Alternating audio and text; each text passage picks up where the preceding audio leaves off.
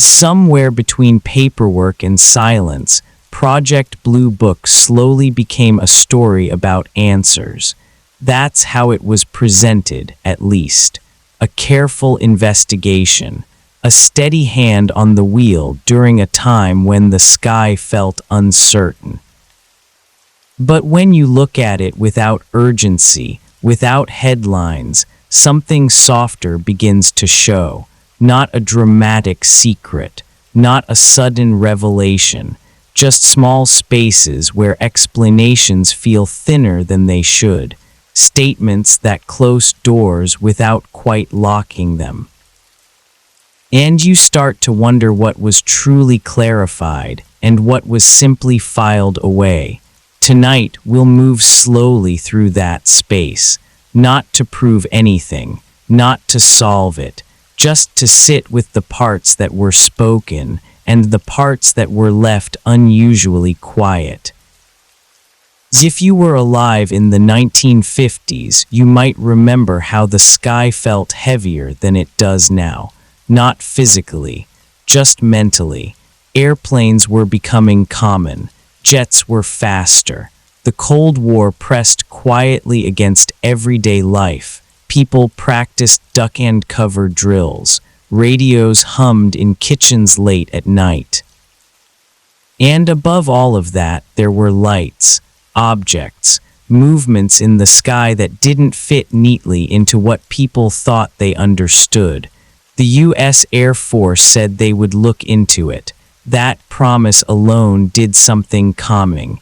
It suggested order, structure. Someone was watching the watchers. Project Blue Book officially began in 1952. It wasn't the first attempt to study unidentified flying objects, but it became the longest-running and the most public-facing.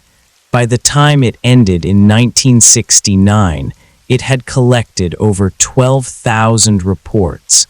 That number sounds large when you say it slowly. 12,000 separate moments when someone looked up and felt unsure.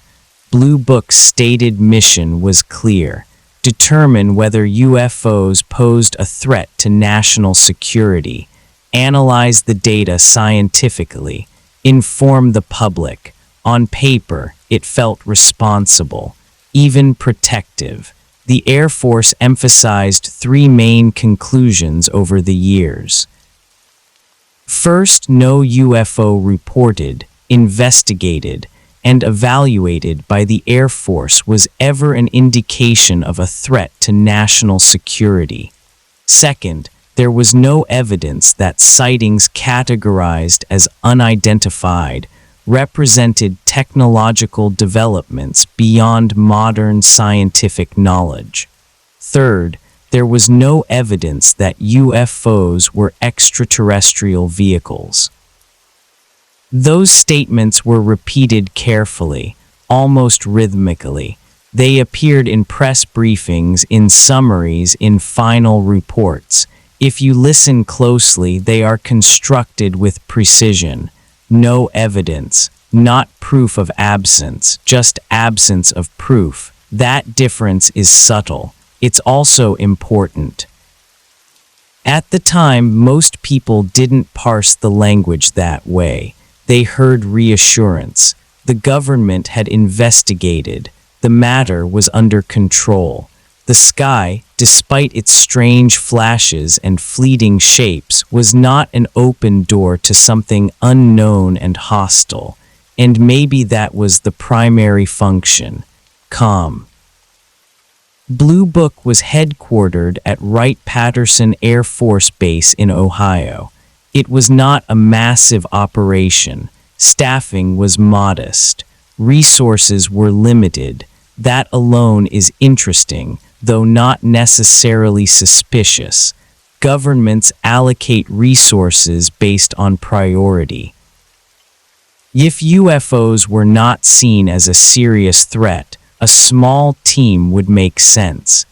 Still, over nearly 2 decades, The project moved through thousands of cases with a relatively tight budget and a rotating group of personnel. When a report came in, it followed a path. Witness statements were collected. Radar data, if available, was examined. Weather reports were checked. Astronomical explanations were considered. Planets, meteors, aircraft, balloons. Often, a conventional explanation emerged. Venus was a frequent culprit. Weather balloons carried reflective material that behaved strangely in certain light. High-altitude aircraft sometimes moved in ways unfamiliar to commercial pilots, and sometimes, when enough pieces aligned, the case would be labeled identified. The language here matters again. Identified did not always mean the witness agreed. It meant the investigators felt confident enough in a probable explanation. Confidence can be subjective, especially when built on incomplete data. But let's stay with the official posture for now. Blue Book presented itself as scientific. It relied on consultants. One of the most prominent was Dr. J. Allen Hynek, an astronomer. In the early years, he was skeptical of UFO reports. He assumed most sightings could be explained by misidentification or natural phenomena. That skepticism aligned comfortably with the Air Force's public stance. The process, as described, sounded orderly. A report came in. It was evaluated. A conclusion was reached. If the conclusion was mundane, it was communicated as such. In 1969, when the project closed, the Air Force released a final summary. Of the 12,618 cases investigated, 701 remained unidentified.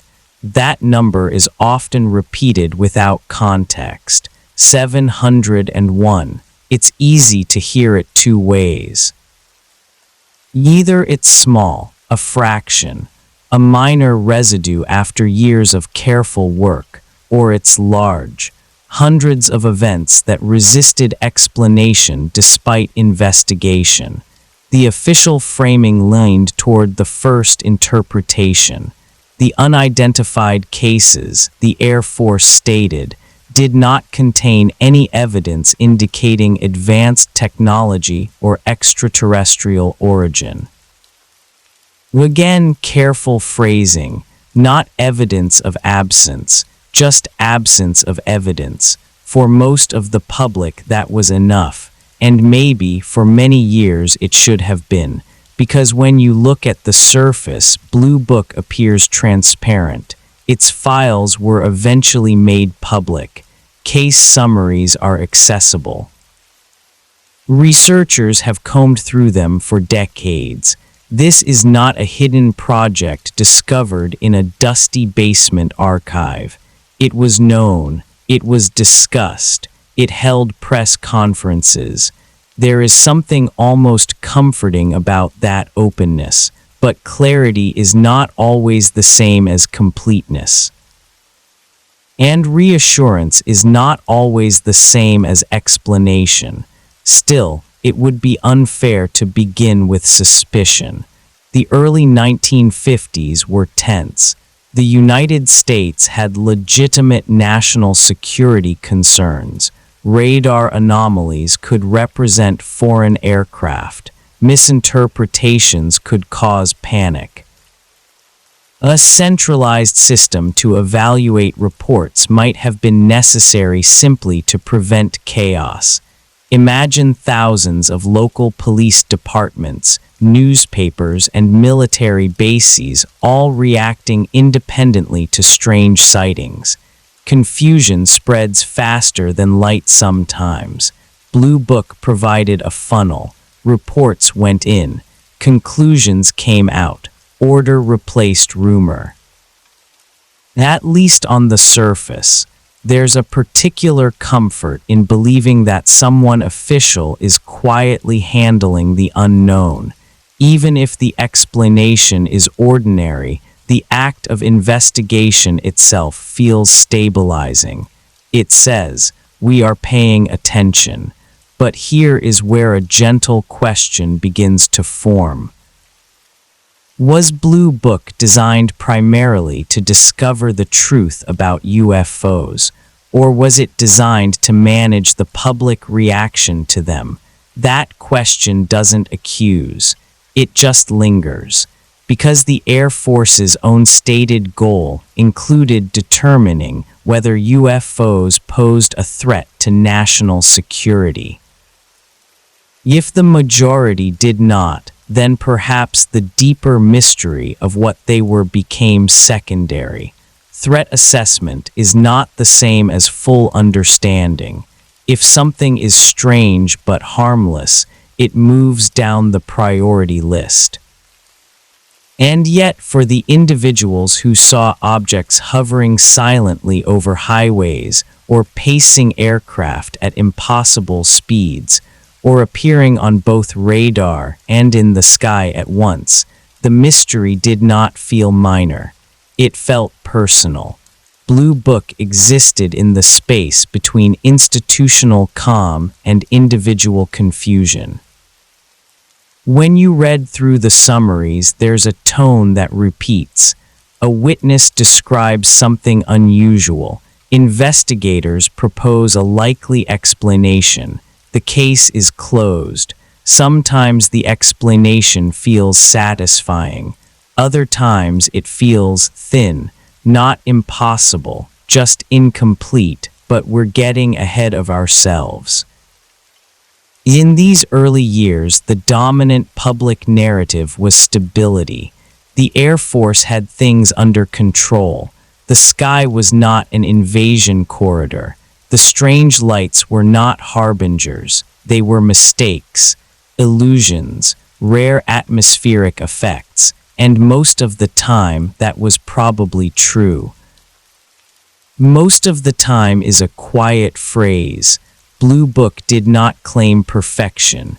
It acknowledged a remainder, a small pile of cases that resisted categorization, but it did not linger there. It did not dwell.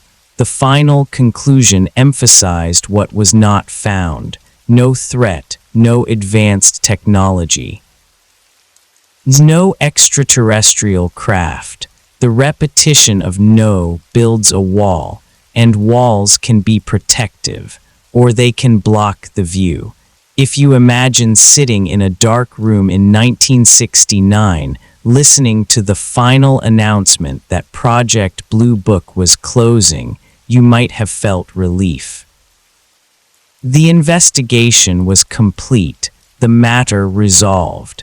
The sky officially was ordinary again, but something subtle had happened over those 17 years. The responsibility for the mystery had shifted. It no longer belonged to the government. It belonged to the individual. If you saw something after 1969, the message was clear. It was not significant enough for federal study. It was not a matter of national importance. And maybe that decision was based purely on data, or maybe it reflected something quieter. The calculation about what needed to be clarified and what could remain softly unexplained without causing harm. We'll stay with that thought for a moment, not as a conclusion, just as a small, steady question. There's something about an official conclusion that feels heavier than the investigation itself. The investigation is movement, papers shuffle, phones ring, analysts compare notes. There is activity, even if it's quiet, but a conclusion is stillness. When Project Blue Book ended in December 1969, the Air Force issued a final report. It stated that further study of UFOs was not justified, not necessary. Not useful, the wording was calm, almost administrative, and yet ending something carries weight, especially something that had quietly absorbed nearly 2 decades of public curiosity. If you trace the timeline gently, Blue Book began during a spike in sightings. In the early 1950s, reports surged across the United States. Pilots, radar operators, civilians standing in their backyards at dusk. The Korean War was underway. The Soviet Union had tested atomic weapons. Anxiety lived close to the surface. In that environment, an unidentified object in the sky was not just a curiosity, it was a potential threat. By the late 1960s, the atmosphere had shifted. The space race had matured. Satellites were common. Technology had advanced quickly. The public had grown somewhat used to strange things appearing overhead, but not entirely. The Air Force's closing statement leaned heavily on one document, the Condon Report. A scientific study conducted by the University of Colorado, led by physicist Edward Condon. The Air Force had commissioned it to provide an independent review of UFO data. The conclusion of that report suggested that further extensive study of UFOs was unlikely to yield significant scientific discoveries. Unlikely. Again, careful phrasing, not impossible, not absurd, just unlikely to produce something valuable enough to justify continued effort. And so Blue Book closed its doors. If you read the summary slowly, you notice what it prioritizes. It emphasizes national security. It emphasizes lack of evidence for advanced technology. It emphasizes the absence of extraterrestrial proof. What it does not emphasize is curiosity. It does not ask whether the unidentified cases deserved deeper exploration simply because they were unidentified. 701 cases remained unresolved. Some lacked sufficient data. Others contained credible witness accounts but conflicting physical evidence. A few involved multiple observers, sometimes trained pilots or radar operators, but the official posture treated them as statistical residue. In any large dataset, there will be anomalies. That's true in almost every field: medicine, astronomy, economics. Anomalies don't always mean discovery. Sometimes they mean noise. The Air Force leaned into that logic. The unidentified percentage, roughly 5%, did not overturn the broader pattern. Most cases had explanations. Therefore, the phenomenon as a whole did not represent something extraordinary. That reasoning feels clean, but human experience rarely feels that clean. If you were one of the 701, your story did not dissolve just because it became a fraction. And here is where something subtle emerges. Blue Book's conclusions answered a very specific question. Are UFOs a threat to national security? The answer, officially, was no. But that is not the same as asking, what are they? Those are related questions, but they are not identical. Threat assessment is defensive. It looks for danger. Understanding is expansive. It looks for meaning. If an object in the sky does not shoot, signal, or infiltrate, it may not qualify as a threat, but it might still be unknown. Blue Book's mandate did not require it to solve the unknown for its own sake. That distinction is rarely clarified in public summaries. And maybe it didn't need to be. Governments operate on priorities. During the Cold War, resources were finite and dangers were tangible. Missiles, not mysteries, demanded attention. Still, the public heard something broader. They heard, "This is nothing."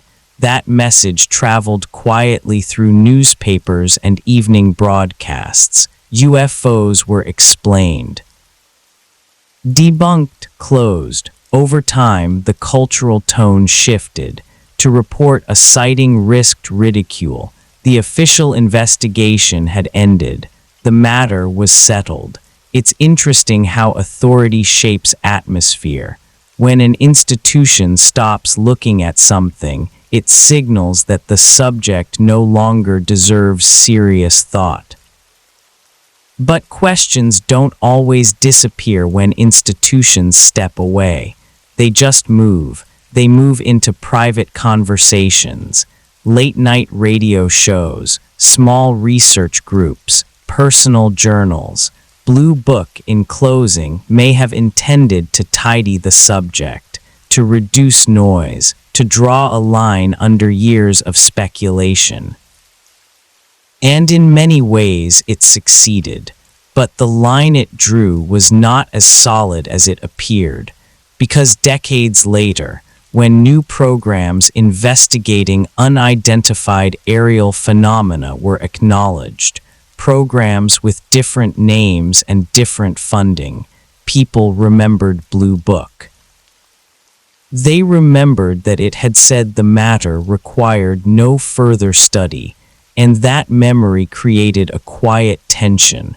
We'll come back to that later. For now, stay in 1969. Imagine the files being boxed, the staff reassigned, the sense of administrative completion.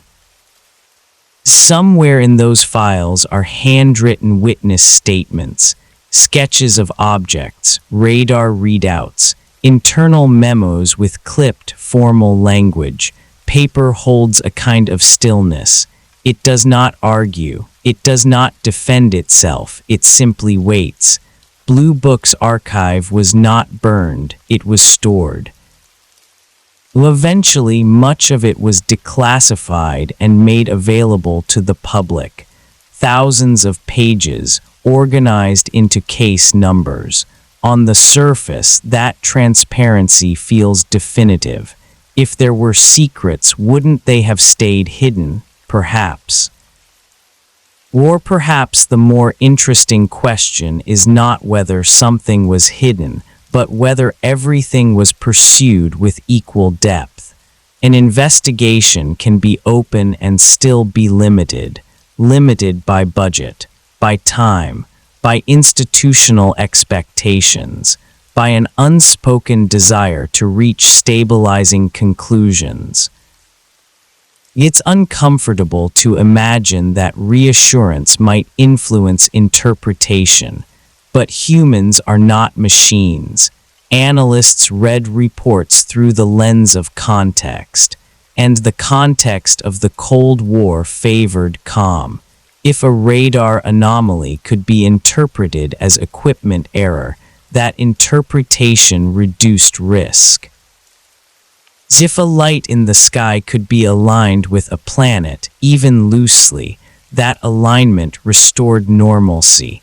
Normalcy is powerful.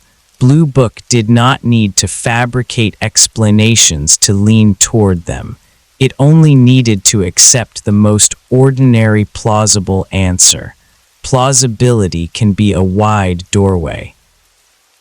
None of this proves misconduct. It doesn't even prove bias. It simply recognizes something human. Institutions prefer stability, and Blue Book's final message was stability. No threat, no extraordinary technology, no visitors from elsewhere. Case closed.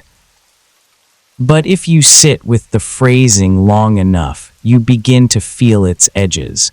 No evidence that UFOs were extraterrestrial vehicles. That does not say they were something else. It does not say every case was solved conclusively. It says evidence was not found. Evidence depends on what is collected, what is preserved, what is prioritized. When Blue Book ended, the sky did not change. People still looked up. Lights still moved in ways that felt unfamiliar. The difference was that there was no longer an official ear listening in the same way. Or at least that's what the public was told. We'll move next into the years before Blue Book officially began, because the tone of an investigation is often set long before it receives its final name, and sometimes what isn't clarified at the beginning quietly shapes everything that follows. Before Blue Book became the name everyone remembers, there were other names, quieter ones, less polished. They feel almost provisional now, like early drafts of a sentence that hadn't decided what it wanted to say. In 1947, the modern UFO era is often said to have begun. A private pilot named Kenneth Arnold reported seeing 9 crescent-shaped objects near Mount Rainier. He described their motion as skipping like saucers across water. The phrase flying saucer was born from that description, not because of shape, but because of movement. That detail is easy to forget.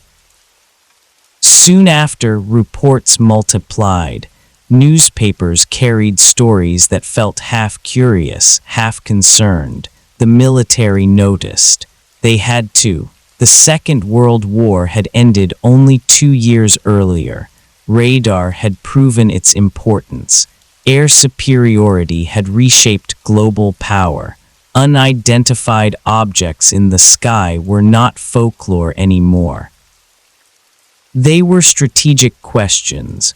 The first formal response was Project Sign, established in 1948 by the U.S. Air Force. Its purpose was direct: collect, evaluate, and analyze reports of unidentified flying objects. At that stage, the tone inside the investigation was not dismissive. It was uncertain. And uncertainty can be surprisingly open-minded. There are documented accounts that some members of Project Sign considered the possibility that certain sightings might represent advanced craft not originating from any known nation.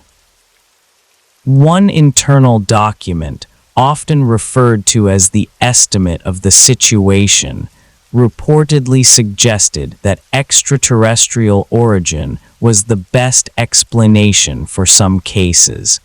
That document has never been publicly released. Its existence is supported by later statements from individuals who claimed to have seen it, including J. Allen Hynek. According to these accounts, the estimate was rejected by Air Force leadership. Not revised, rejected. The reason, officially, was that the evidence was insufficient to support such a conclusion. That may be entirely reasonable. Extraordinary claims require extraordinary evidence, and in 1948, evidence would have been limited. Radar was less refined. Photographic technology was basic. Witness testimony, while sincere, is rarely precise. Still, something shifted after that rejection. Project Sign was dissolved in 1949 and replaced by Project Grudge. Even the name feels different. Sign suggests interpretation, meaning, a symbol pointing to something. Grudge feels heavier, defensive. Irritated, under Project Grudge, the tone reportedly changed. Internal memos and later analyses suggest a stronger emphasis on debunking sightings rather than exploring them. The working assumption leaned toward toward misidentification, hoaxes, or psychological factors. It's important to pause here. Shifts in tone do not automatically imply conspiracy. They can reflect leadership changes, budget constraints, or evolving threat assessments. If the estimate of the situation had been seen as speculative, leadership may have wanted firmer grounding, but the perception of a shift matters. Several individuals involved later suggested that Grudge approached cases with a presumption of conventional explanation. That presumption influences how evidence is weighed. If you begin with the belief that something cannot be extraordinary, your threshold for accepting an ordinary explanation lowers. Again, that's human. Project Grudge operated until 1951. During that time, reports continued. The Korean War intensified concerns about foreign aircraft. Radar operators were still adjusting to new technologies. High-altitude balloons were being launched for classified purposes. The sky was crowded in ways the public did not fully understand, and that complexity makes everything harder to interpret. If a witness in 1950 saw a fast-moving light at high altitude, it could have been a natural phenomenon. It could have been a conventional aircraft. It could have been a classified test vehicle, unknown even to many in the military. Secrecy compounds mystery. One quiet possibility that rarely gets discussed in simple summaries is this: some sightings may have intersected with classified projects. If so, investigators would face a delicate balance. They could not confirm classified craft publicly, but they also could not attribute sightings to unknown origins without evidence.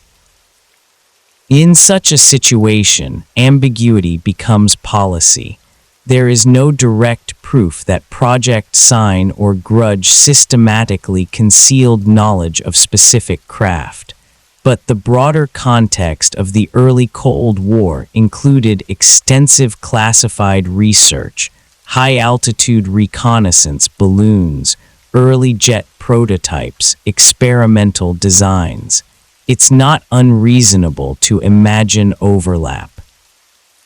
By 1952, sightings surged again. That summer, radar and visual reports over Washington, D.C. drew national attention. Objects were tracked near the White House and the Capitol. Interceptor jets were scrambled.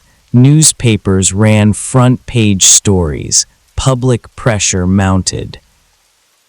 Project Grudge, with its increasingly dismissive posture, did not seem sufficient anymore. The Air Force reorganized the effort once again, and this time they chose a new name, Project Blue Book. Names matter. They carry tone before any data is examined. Blue Book sounds official, institutional, almost academic. Like a manual or a registry. By the time Blue Book began, the earlier experiments, Sign's openness, Grudge's skepticism, had already shaped the internal culture around UFO investigations. This is where something subtle becomes important. If the earliest serious internal assessment entertained extraordinary possibilities and was then rejected at high levels, that rejection sets a ceiling. It defines what conclusions are acceptable, not necessarily by issuing orders, sometimes simply by example. Imagine being a junior analyst in 1952, aware that a previous document suggesting extraterrestrial origin had been dismissed. You might tread carefully. You might frame findings conservatively. not because you are told to lie, but because you understand institutional gravity. The Air Force has never publicly confirmed the contents of the estimate of the situation. Some officials have denied that it concluded extraterrestrial origin at all. Others maintain it did and was set aside. We are left with accounts about an unseen document. That absence is quiet, but it lingers. If Blue Book inherited anything from Sign and Grudge, it was not just case files. It inherited expectations. Expectations about what answers were realistic, about what conclusions would be supported, about what would be considered speculative. And those expectations don't need to be written down to shape outcomes. As we move forward, it helps to remember that Blue Book did not emerge from a blank slate. It was the third version of an evolving response to a persistent question. Each version adjusted the tone slightly. Curiosity, then skepticism, then structure. By the time the public heard the name Blue Book, much of the internal philosophy had already been formed. We'll stay with that early period a little longer, because the foundation of an investigation often explains more than its final report ever does. When Blue Book replaced Project Grudge in 1952, it wasn't announced as a dramatic reset. There was no public confession that earlier approaches had been flawed, no admission of bias. It was framed as refinement, improvement, a more organized system for handling reports that were no longer fading away. Because by then it was clear they weren't fading. The Washington, D.C. incidents that summer had unsettled people in a way previous sightings hadn't. Radar operators at National Airport and Andrews Air Force Base tracked unknown targets over multiple nights. Pilots reported lights maneuvering in ways that felt controlled. The interceptors were sent up. The objects were not intercepted. The official explanation later pointed toward temperature inversions affecting radar readings, possibly combined with misidentified lights. That explanation may be correct. Temperature inversions can create unusual radar returns. Atmospheric conditions can bend signals. But what mattered in that moment was not just the physics. It was the optics. Unknown objects over the nation's capital, twice. In response, the Air Force held one of the largest press conferences since World War II. Officials spoke calmly. They emphasized that there was no evidence of a threat. They described the radar anomalies in technical terms. They projected control. And shortly after, Project Blue Book formally took shape. It's worth noticing the sequence. Public anxiety peaks. Explanations are offered. A more structured investigative body is established. This doesn't imply deception. It implies management of data, management of perception. Blue Book inherited files from Sign and Grudge. It also inherited the quiet understanding that certain conclusions would be difficult to support publicly. The Cold War was deepening. The Soviet Union was not just a distant rival, it was an active intelligence threat. If unknown aerial phenomena were interpreted as vulnerabilities in U.S. airspace, that carried consequences. You don't have to assume extraterrestrials to see the sensitivity. Imagine radar operators admitting persistent unknown incursions they couldn't identify. Even if those incursions were atmospheric quirks, the appearance of uncertainty could be exploited.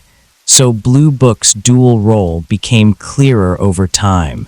Internally, it collected and assessed reports. Externally, it reassured. Those two goals are not identical. Reassurance requires confidence. Assessment requires openness. Balancing them is delicate. In the early Blue Book years, the number of reports was high. Some were easily explained. Others required more effort. Investigators often worked with limited resources. Field investigations were sometimes brief. Witnesses occasionally felt their accounts were summarized too quickly. That doesn't mean they were dismissed outright. But time constraints shape depth. There is a detail that often gets overlooked. Blue Book was not an independent scientific institution. It was a military project operating within a chain of command. That matters. A purely academic study might pursue anomalies for years without resolution. The military office evaluates based on utility. Does this affect security? Does it require response? If not, how much time should it receive? By the mid-1950s, an internal panel known as the Robertson Panel had already reviewed UFO reports and recommended a strategy that included public education to reduce the mass hysteria potential of sightings. The concern wasn't invasion from another planet. It was social instability. Too many unexplained reports, amplified by media, could overwhelm communication channels or create unnecessary panic. So from relatively early on, the phenomenon was seen not only as a technical question, but as a psychological one. And once something becomes psychological in official language, its treatment changes. It becomes less about the object in the sky and more about the reaction on the ground. Blue Book operated inside that framework. This doesn't mean cases were fabricated or intentionally distorted. It means the lens was already tilted toward normalization. If you assume most sightings are misinterpretations, you look for misinterpretations, and often you will find them. Human perception is flexible. Memory fills gaps. Distance distorts size. Speed is hard to judge without reference points. The sky offers very few reference points, but there were also reports from trained observers. Pilots accustomed to estimating speed and altitude, radar technicians who understood equipment quirks.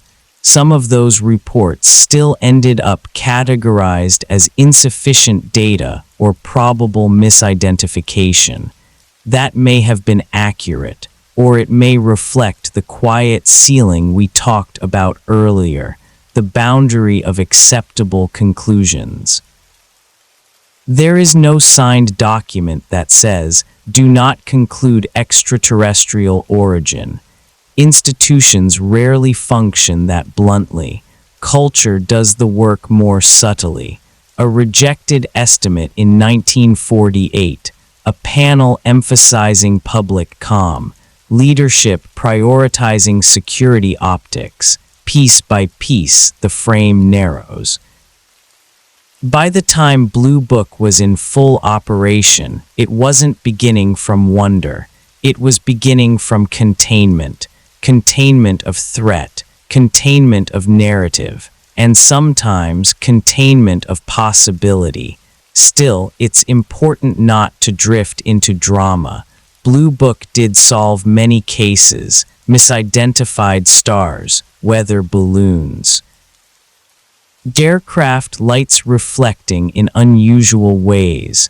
hoaxes that unraveled under scrutiny. The sky is full of ordinary things that look extraordinary at the right angle, but every system reveals itself not only in how it handles the easy cases, but in how it handles the stubborn ones. And as we move forward, we'll begin to look at those, the cases that refused to flatten into simple explanations, the ones that lingered in the unidentified column despite multiple layers of review. Because if something was never fully clarified about Project Blue Book, it may not be found in what was explained. It may be found in what remained, and how comfortably that remainder was set aside. Some cases fade the moment you read them. The light near the horizon turns out to be Venus. A fast shape resolves into a jet seen at an odd angle. You close the file and feel settled. And then there are the others. The ones that stay slightly open in your mind, even after the official explanation is attached like a paperclip.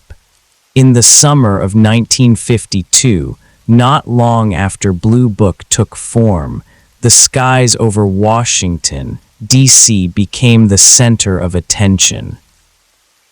We touched on it earlier, but it's worth slowing down here. Over 2 consecutive weekends in July, radar operators at National Airport detected unknown targets. They appeared on screens, moved at unusual speeds, then vanished. Pilots in the air reported seeing bright lights. Air traffic controllers watched blips cluster and scatter. Jets were scrambled. By the time they arrived in the relevant airspace, the objects were gone. Then, sometimes, they reappeared after the jets left. The official explanation focused on temperature inversions. Layers of warm air sitting over cooler air can bend radar waves. That bending can create false targets or distort real ones. It's a documented phenomenon. Several radar experts supported this interpretation. But here's where it becomes textured. Not all radar operators were convinced at the time. Some stated that the returns behaved differently from typical inversion effects they had seen before. In addition, there were visual sightings reported by pilots and ground observers on at least some of those nights. Blue Book categorized the incidents as unidentified initially, then leaned toward atmospheric explanation publicly. It's possible both elements were present, atmospheric distortion plus misidentified conventional lights. Complex situations don't always have single causes. Still, the Washington incidents became a quiet template: high-profile sighting, public concern, technical explanation, reassurance. Another case, years later, unfolded in a much quieter place: Levelland, Texas, 1957. Drivers reported glowing objects near the road late at night. Some claimed their car engines stalled when the object approached, then restarted after it left. Multiple witnesses described similar effects independently. Blue Book investigated. The official explanation suggested that a rare weather phenomenon known as ball lightning might account for the sightings and engine trouble. Ball lightning is real, though not fully understood. It's rare. It can appear as a glowing sphere during thunderstorms. The Levelland reports occurred during stormy conditions. That explanation is not absurd. But some critics later argued that the number of separate vehicle interference reports made the case more complex than a simple weather event. Again, we sit in the space between plausible and complete. Then there were pilot encounters. Military and commercial pilots occasionally reported objects pacing their aircraft, lights matching speed, changing direction abruptly, sometimes climbing or descending rapidly. Pilots are trained observers. They understand relative motion. They know how other aircraft typically behave, but even trained observers can misjudge distance at night. The light far away can appear to move with you if it maintains a consistent bearing. Blue Book often leaned on that principle. In many cases, that was likely correct, yet some reports included simultaneous radar confirmation, an object seen visually and tracked instrumentally. Radar, of course, is not immune to error, equipment glitches, signal interference, atmospheric effects, but when visual and radar data align, the case becomes harder to reduce cleanly. Harder, not impossible, and that distinction matters. Blue Book did not say these cases proved something extraordinary. It said they lacked sufficient evidence to conclude anything beyond unidentified. Unidentified became a holding word. It sounds active, but it can also function as a drawer you close gently. What's interesting is not that unidentified cases existed. It's that some of them involved multiple credible witnesses, occasionally under structured conditions. For example, during certain mid-air encounters, pilots filed reports immediately upon landing. Statements were taken close in time to the event. In a few instances, ground radar corroborated that something had been present in the vicinity. Blue Book summaries often acknowledged the strangeness, then ended with a statement like, "insufficient data for evaluation." That phrase carries a kind of finality without resolution. Insufficient data could mean the phenomenon was mundane but poorly documented. It could also mean the phenomenon was unusual but lacked measurable proof. Both possibilities fit under the same sentence, and over time, the repetition of that sentence smooths the edges of individual stories. When you read a single case, it feels curious. When you read dozens, each ending in similar language, a pattern forms, not necessarily in the sky, but in the paperwork. There is another detail that rarely gets attention. Blue Book investigators sometimes relied on local military personnel or civilian agencies to gather information. Not every case received a deep field investigation. Some were handled through correspondence, phone calls, short site visits. That's understandable. Resources were finite, but depth affects clarity. If you interview witnesses quickly and move on, you may miss nuance. If you return weeks later, memory may have shifted. None of this suggests intentional dismissal. It suggests human limitation. And yet, when you stack enough limited investigations together, the overall picture can look more definitive than the underlying process actually was. By the early 1960s, the volume of reports had fluctuated. Some years were quiet, others saw spikes. Cultural factors likely played a role. Media coverage can encourage reporting. Silence can suppress it. Blue Book remained steady in its public message.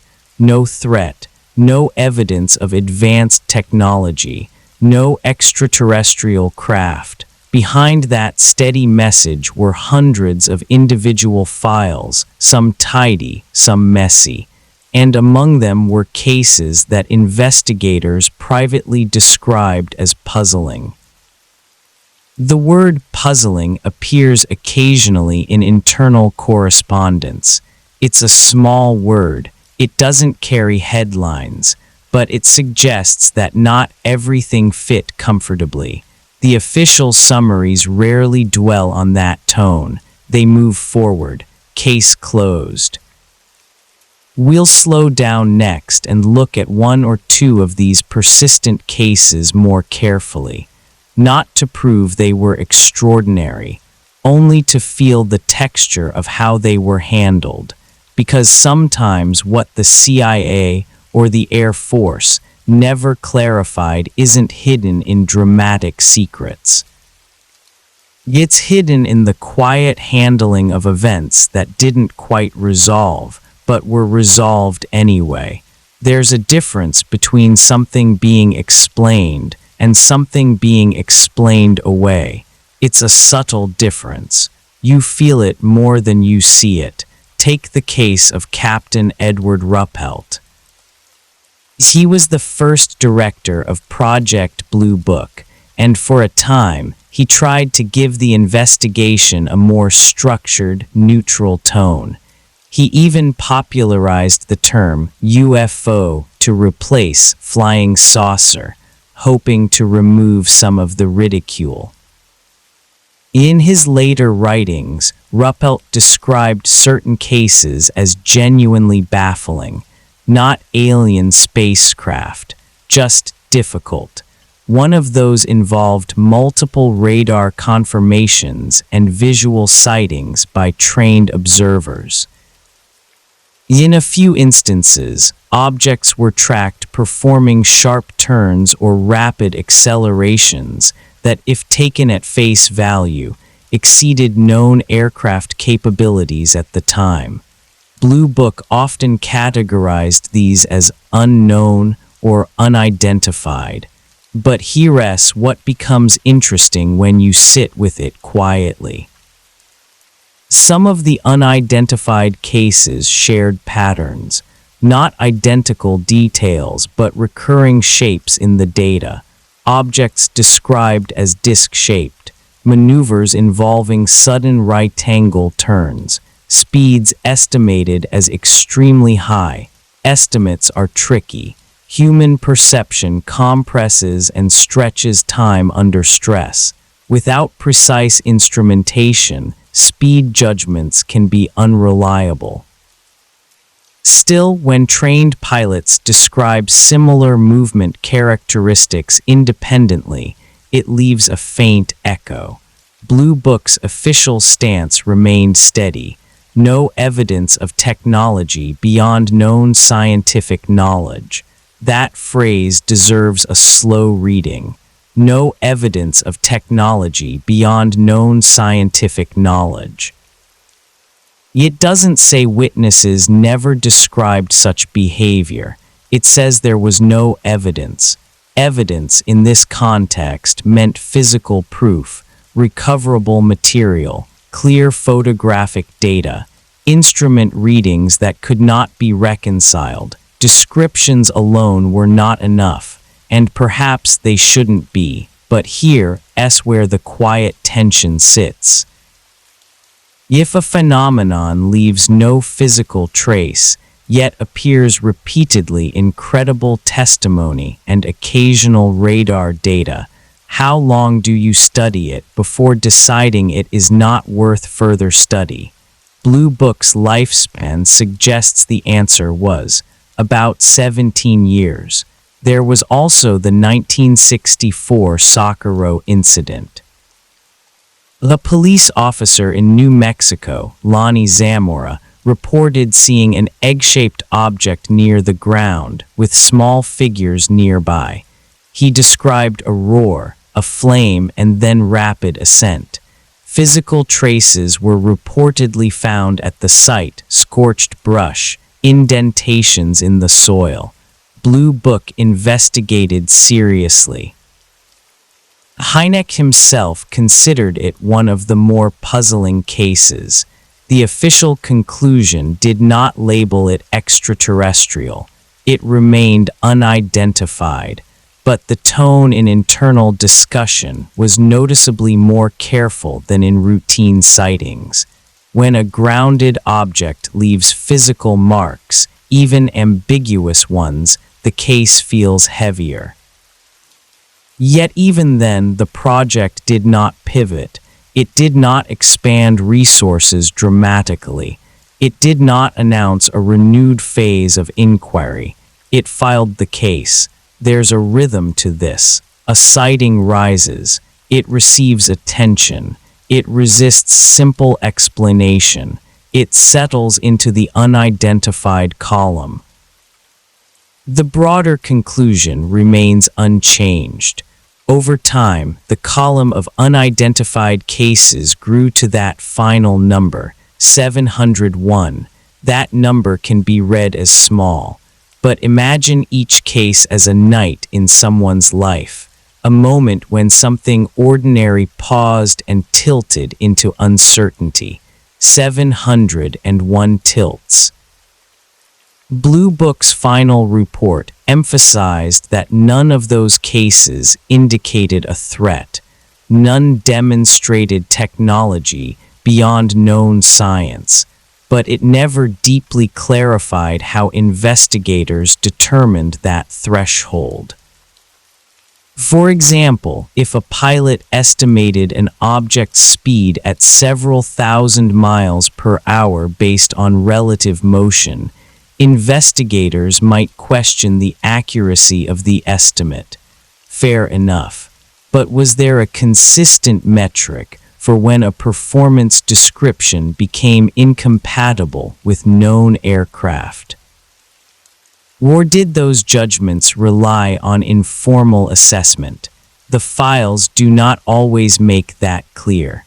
Some critics later argued that Blue Book sometimes defaulted to the least extraordinary plausible explanation, even when the fit was imperfect.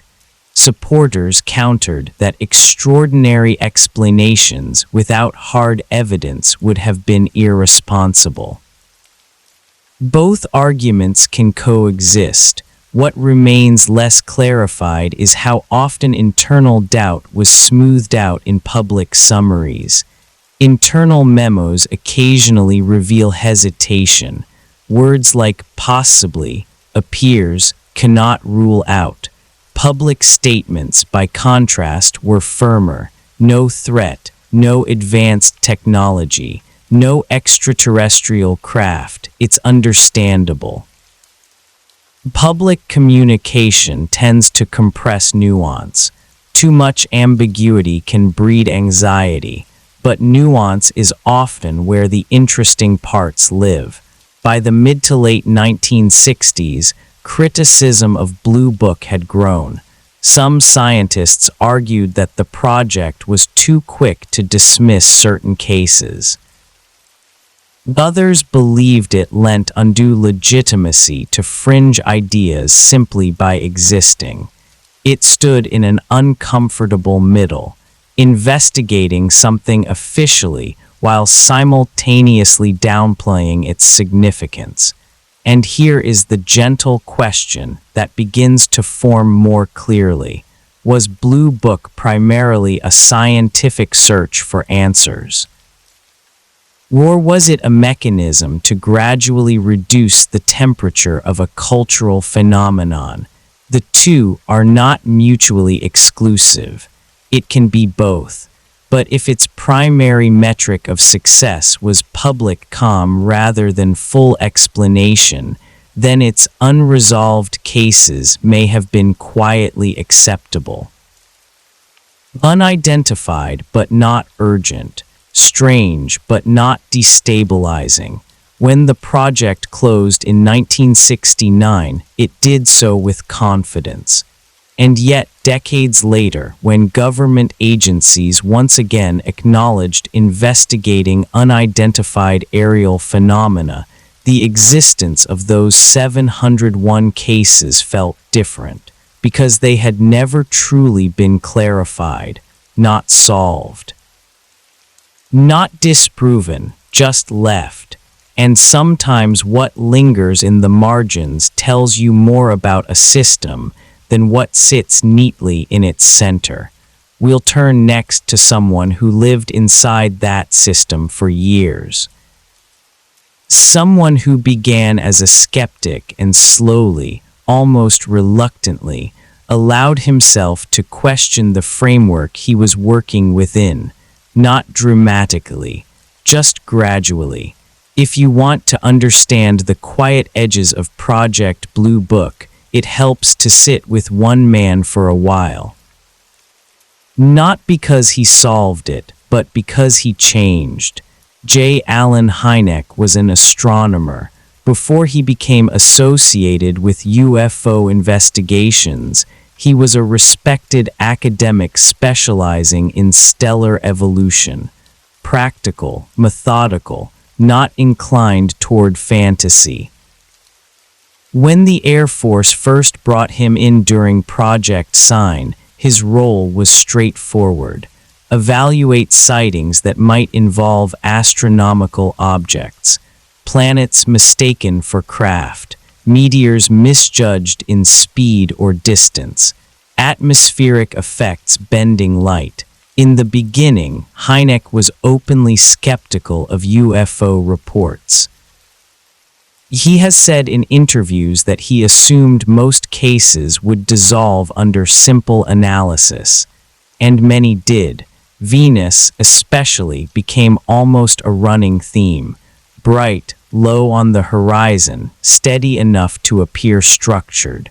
To someone unfamiliar with its intensity, it could look artificial. Hynek often provided those explanations. At first, the work seemed routine, a filter, remove the obvious misidentifications, leave little behind, but something shifted over time. It wasn't sudden. There was no dramatic turning point. It was more like a slow accumulation of cases that didn't quite collapse under scrutiny. Hynek began noticing that some reports came from individuals who were not prone to exaggeration. Pilots, police officers, military personnel, people accustomed to observing their surroundings carefully. Skepticism doesn't disappear easily, especially in scientists, but repeated exposure to puzzling data can soften certainty. Hynek later admitted that in the early years, he sometimes publicly supported explanations he felt were incomplete. That sentence deserves space. Not fabricated explanations, incomplete ones. There's a difference. He described occasions where he felt pressure, subtle, institutional pressure, to provide an answer that would settle a case quickly. An answer that fit. In one instance, he publicly attributed a series of sightings to swamp gas. It became almost infamous. The phrase was mocked widely. Even Hynek later acknowledged that the explanation was poorly received and overly simplistic for the circumstances. He said he regretted how it was handled.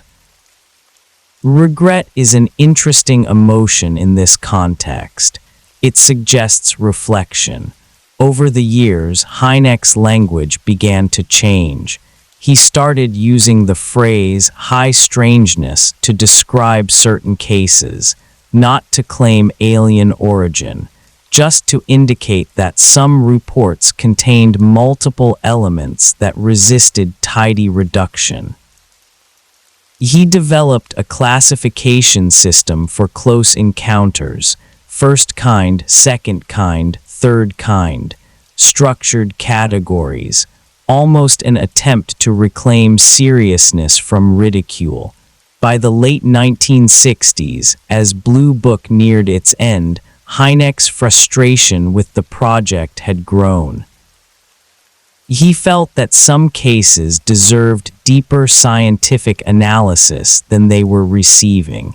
He questioned whether the project's limited resources and institutional framework were sufficient for the phenomenon's complexity. But here's what's important. Hynek did not declare that UFOs were extraterrestrial spacecraft. He remained cautious. His evolution was not from skeptic to believer. It was from dismissive to uncertain. That's a subtler transformation. After Blue Book closed, Hynek became more vocal about his concerns. He suggested that the project had sometimes functioned more as a public relations effort than as a genuine scientific inquiry. That statement is often quoted, sometimes exaggerated. What he actually conveyed was more nuanced. He believed that the Air Force's primary interest was in assessing national security implications, not in exploring the deeper nature of the phenomenon, which, to be fair, aligned with the project's official mandate. But mandates shape outcomes. If your assignment is to determine whether something is a threat, you may not pursue lines of inquiry that fall outside that frame. Hynek began advocating for independent scientific study of UFOs, free from military oversight. He founded the Center for UFO Studies in the 1970s, aiming to apply more rigorous methods. Some critics argued he had drifted too far. Others felt he had finally allowed himself to speak honestly. His journey reveals something that Blue Book never formally clarified. Internal doubt existed.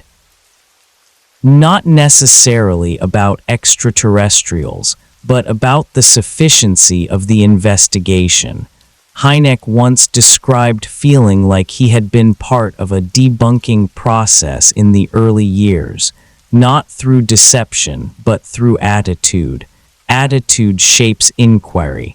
If you expect to find mistakes, you will find them. If you allow for anomaly, you may linger longer. By the time Blue Book ended, Hynek had moved from quiet consultant to cautious critic. He still valued evidence. He still rejected wild claims. But he no longer believed the phenomenon could be dismissed as mere misidentification and hysteria. That shift did not rewrite Blue Book's conclusions. The official statements remained intact.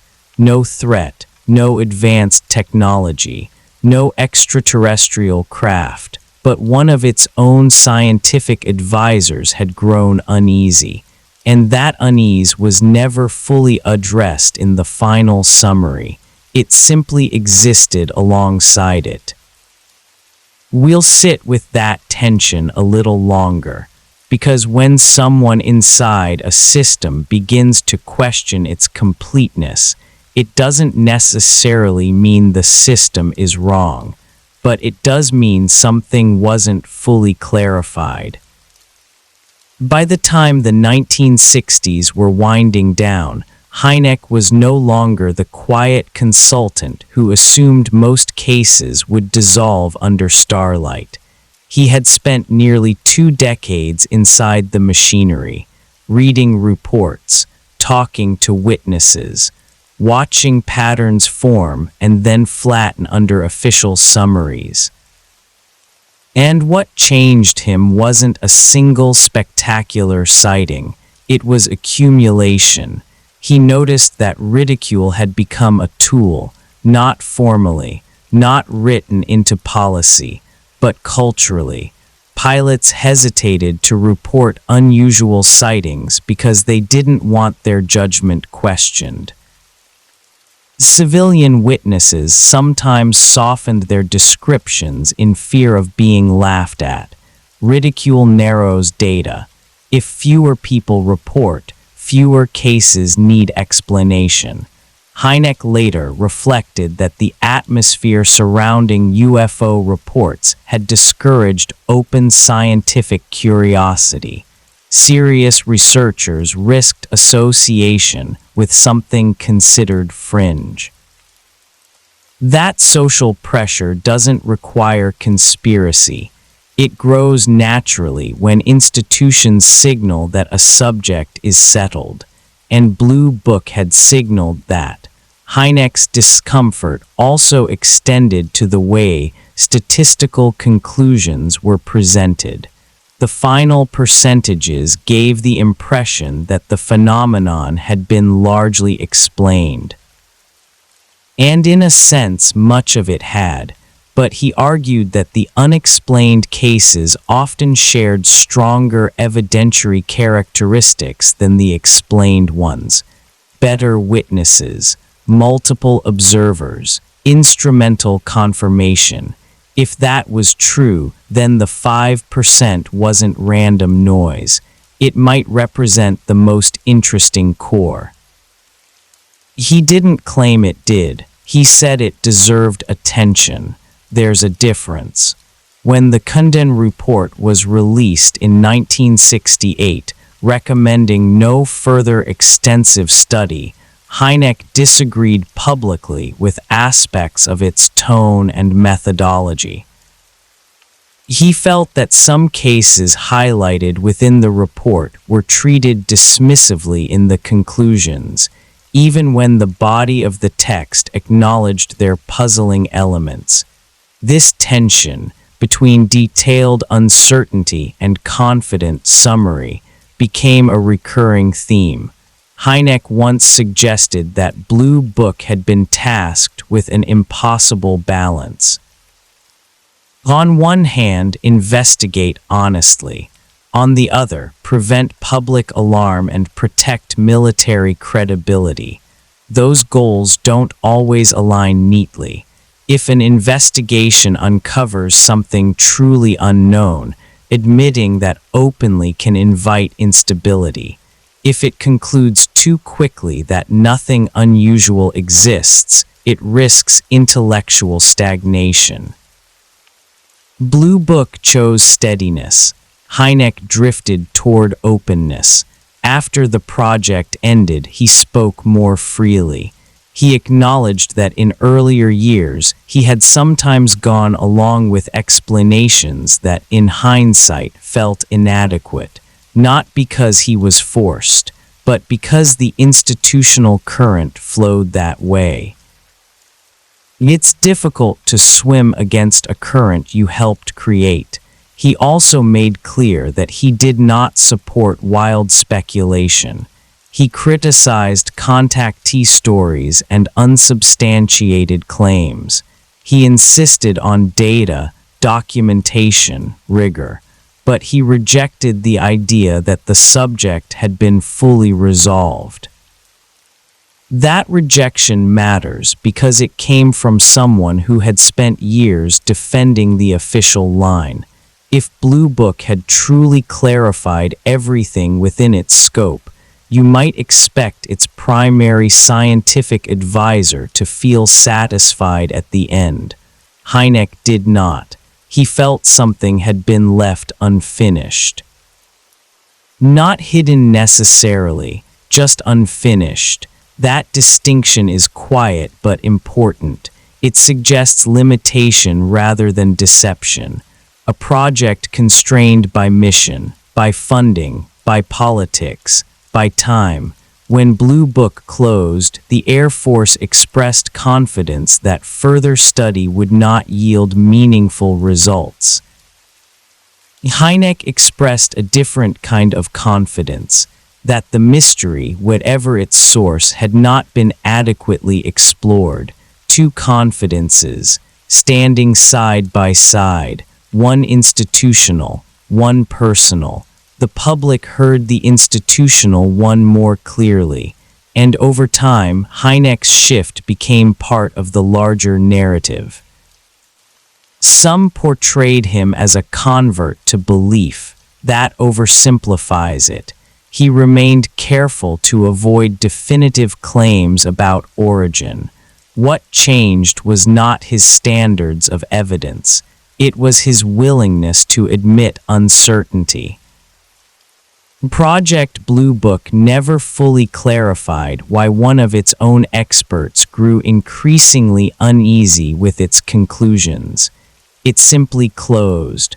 The files were archived, the percentages cited, the tone of finality established. But if you listen closely to Hynek's later interviews, you hear something softer. The sense that the investigation had skimmed the surface of a deeper question and then stepped back, not because it found nothing, but because it found nothing it could neatly contain. And containment, as we've been circling around, may have been the unspoken priority all along. We'll move next into the broader climate of the time, because Blue Book didn't operate in isolation.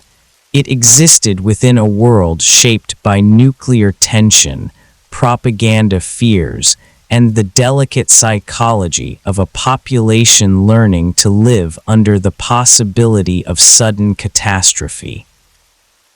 Sometimes what isn't clarified about a project has less to do with the sky and more to do with the ground beneath it. It helps to remember what the world felt like when Project Blue Book was active, not just the headlines, the feeling. In the 1950s and 60s, the idea of sudden destruction was not abstract. Nuclear drills were practiced in schools. Sirens were tested.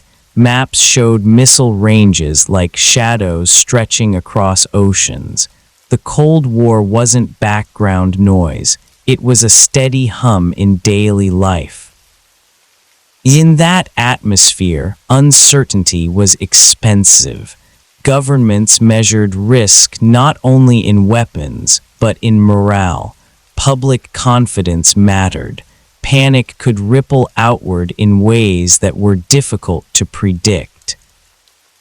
When thousands of UFO reports began appearing in the late 1940s and early 1950s, officials didn't just see lights in the sky. They saw the possibility of mass distraction, misinterpretation, even manipulation. There were internal concerns that adversaries might exploit the phenomenon. False sightings could overwhelm communication lines, or mask real incursions, or simply erode trust in air defense systems. These weren't science fiction worries. They were strategic calculations. The Robertson Panel in 1953 addressed this directly.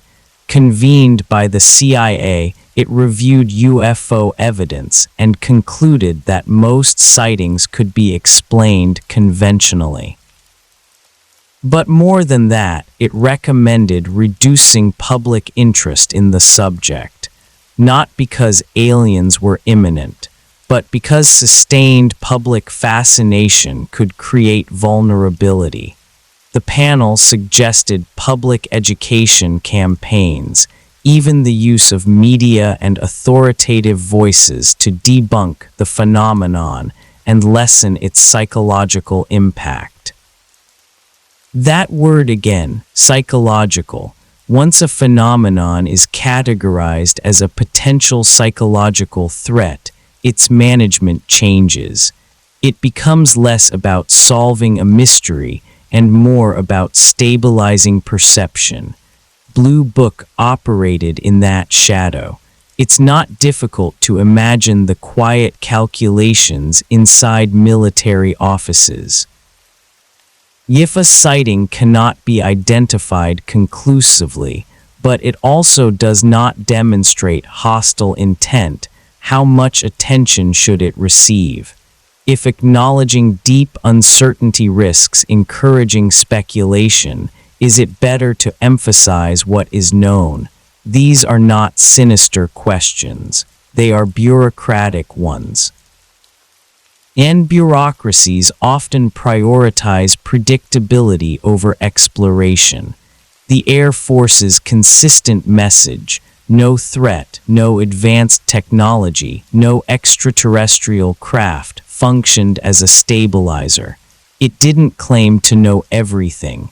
It claimed to know enough to keep the sky ordinary. There is also the matter of classified technology. During Blue Book's lifespan, the United States developed high-altitude reconnaissance aircraft like the U-2 and later the SR-71. Test flights occurred in secret. Pilots flew at altitudes and speeds unfamiliar to commercial observers. It has been acknowledged that some UFO sightings in the 1950s were later attributed to these classified programs. When civilians saw bright objects moving unusually high and fast, they sometimes reported them. Blue Book, unaware of certain classified details or unable to disclose them, had to navigate carefully. In some cases, investigators were not cleared to know what they were actually observing. Secrecy layered over mystery. This creates an odd dynamic. A sighting might be explainable within classified channels, but not publicly explainable, so it becomes unidentified in official public files, not because it is alien, but because it is compartmentalized. The CIA later acknowledged that over half of UFO reports during certain periods could be attributed to U-2 flights alone. That admission reframes part of the story. It suggests that some of the unexplained may have been terrestrial, just hidden. But even that clarification came decades later. During Blue Book's operation, the public was not told that advanced spy planes might account for many high-altitude sightings. So from the outside, the explanations sometimes felt thin: swamp gas, weather balloons, astronomical bodies. Some of those were true. Some may have been placeholders. When you combine psychological management with classified programs, the picture grows more complex. Blue Book's mandate did not include full transparency about secret aircraft. It included national security, and national security often means selective disclosure.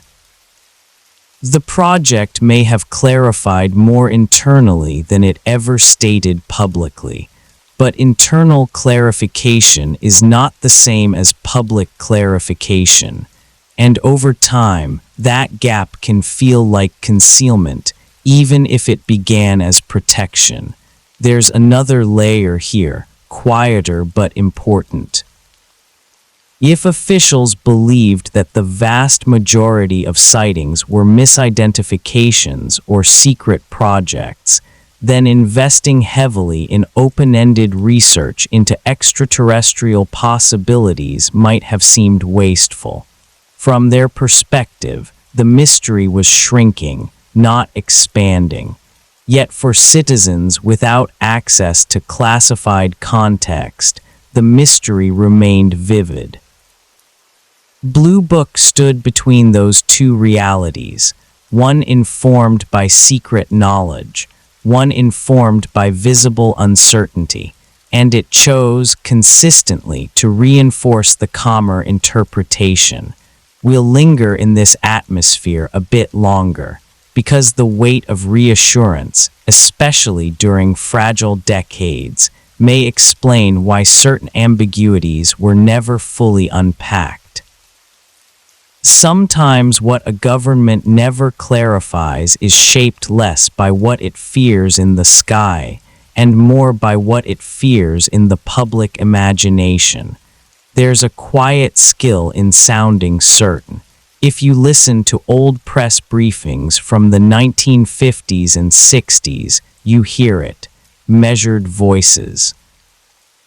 Technical language, just enough detail to feel thorough, but not so much that new questions multiply. Certainty can be calming. It can also be strategic.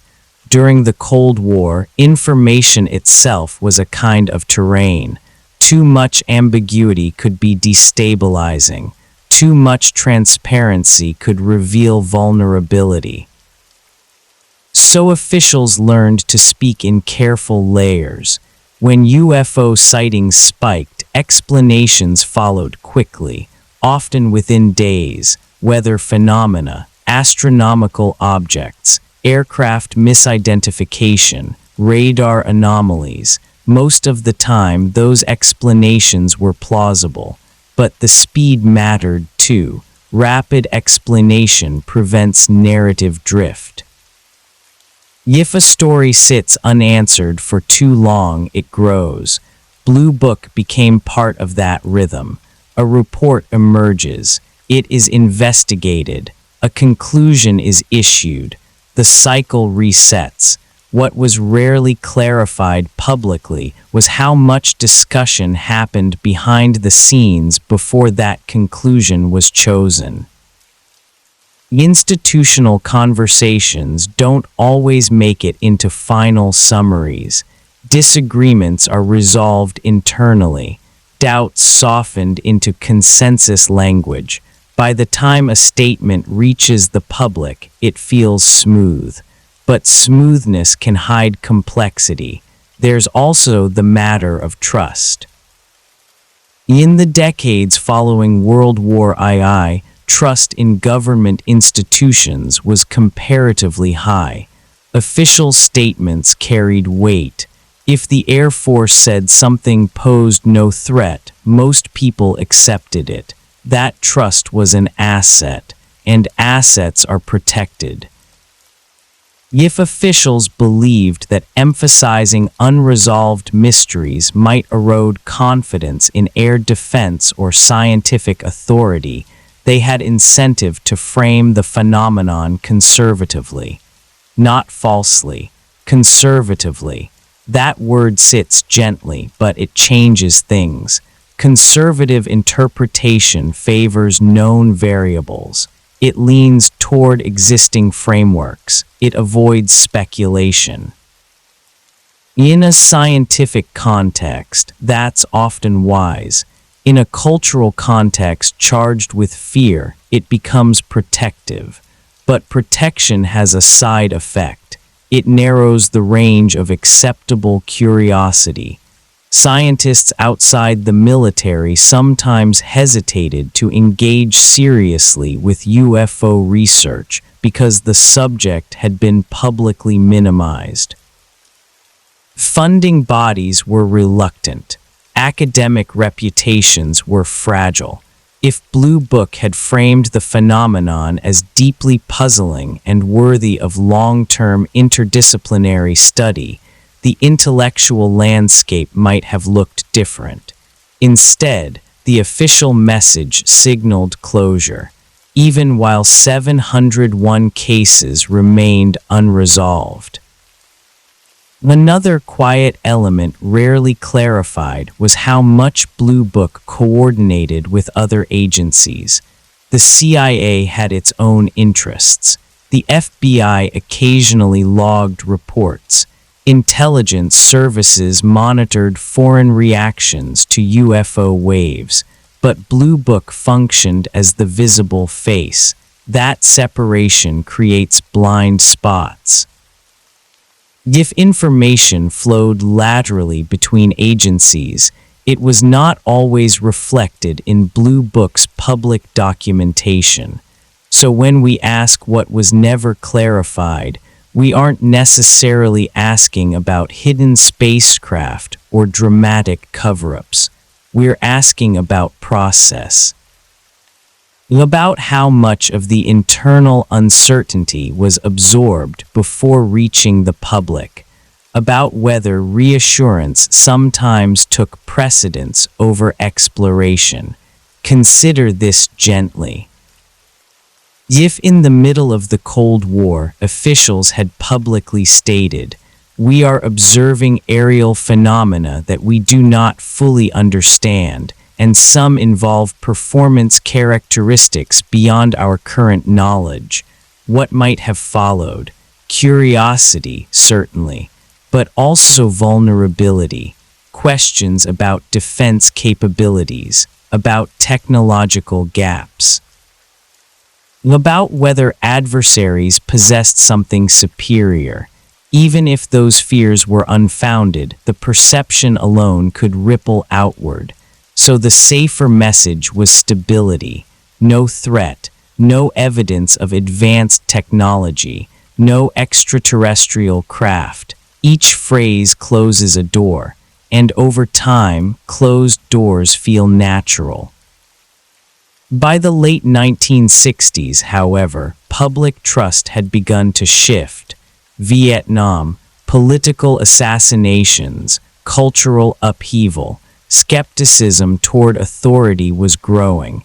In that environment, Blue Book's calm certainty felt different than it had in the 1950s. It felt less reassuring to some, more dismissive. Hynek's growing discomfort fit into that broader cultural shift. Scientists and citizens alike were beginning to question institutional narratives more openly. But Blue Book's structure had been built in an earlier era, an era when managing perception was considered part of safeguarding the nation. This doesn't mean every unexplained sighting concealed a secret. It means the project operated under incentives that favored closure. Closure, even when incomplete. As we move forward, we'll look closely at those numbers again, the percentages, the classifications, the way unidentified cases were defined and counted. Because sometimes what isn't clarified lies not in dramatic incidents, but in how categories are drawn, and how numbers, once printed, quietly shape memory. Numbers have a way of sounding final. When Project Blue Book ended, the total, often repeated, was 12,618 cases investigated. That figure feels solid, measured. It's accounted for, and then there's the other number, the cases that remained officially unidentified. It's easy to let that percentage glide past you. Roughly 5 to 6%, depending on how you calculate it, a minority, a remainder, but categories matter. What did unidentified actually mean inside Blue Book? It did not mean extraterrestrial. It did not mean advanced technology. It did not even necessarily mean extraordinary. It meant that, based on available information, investigators could not confidently assign a conventional explanation. That sounds straightforward, but the path to that label was not always simple. Each case moved through evaluation steps. Witness credibility was assessed. Environmental conditions were checked. Astronomical charts consulted. Radar logs reviewed if available. Sometimes additional information arrived weeks later and shifted a case from unidentified to identified. Other times, information never arrived. In some files, you can see the hesitation. A proposed explanation penciled in lightly, a note indicating insufficient data, a question mark in the margin. Eventually, a classification had to be chosen: identified, insufficient information, unidentified. Those distinctions can blur at the edges. For example, a case labeled insufficient data might involve a brief sighting with little detail. It doesn't suggest mystery, it suggests incompleteness. But unidentified implies something more. enough data to rule out common explanations, yet not enough to conclude anything definitive. That middle space is delicate.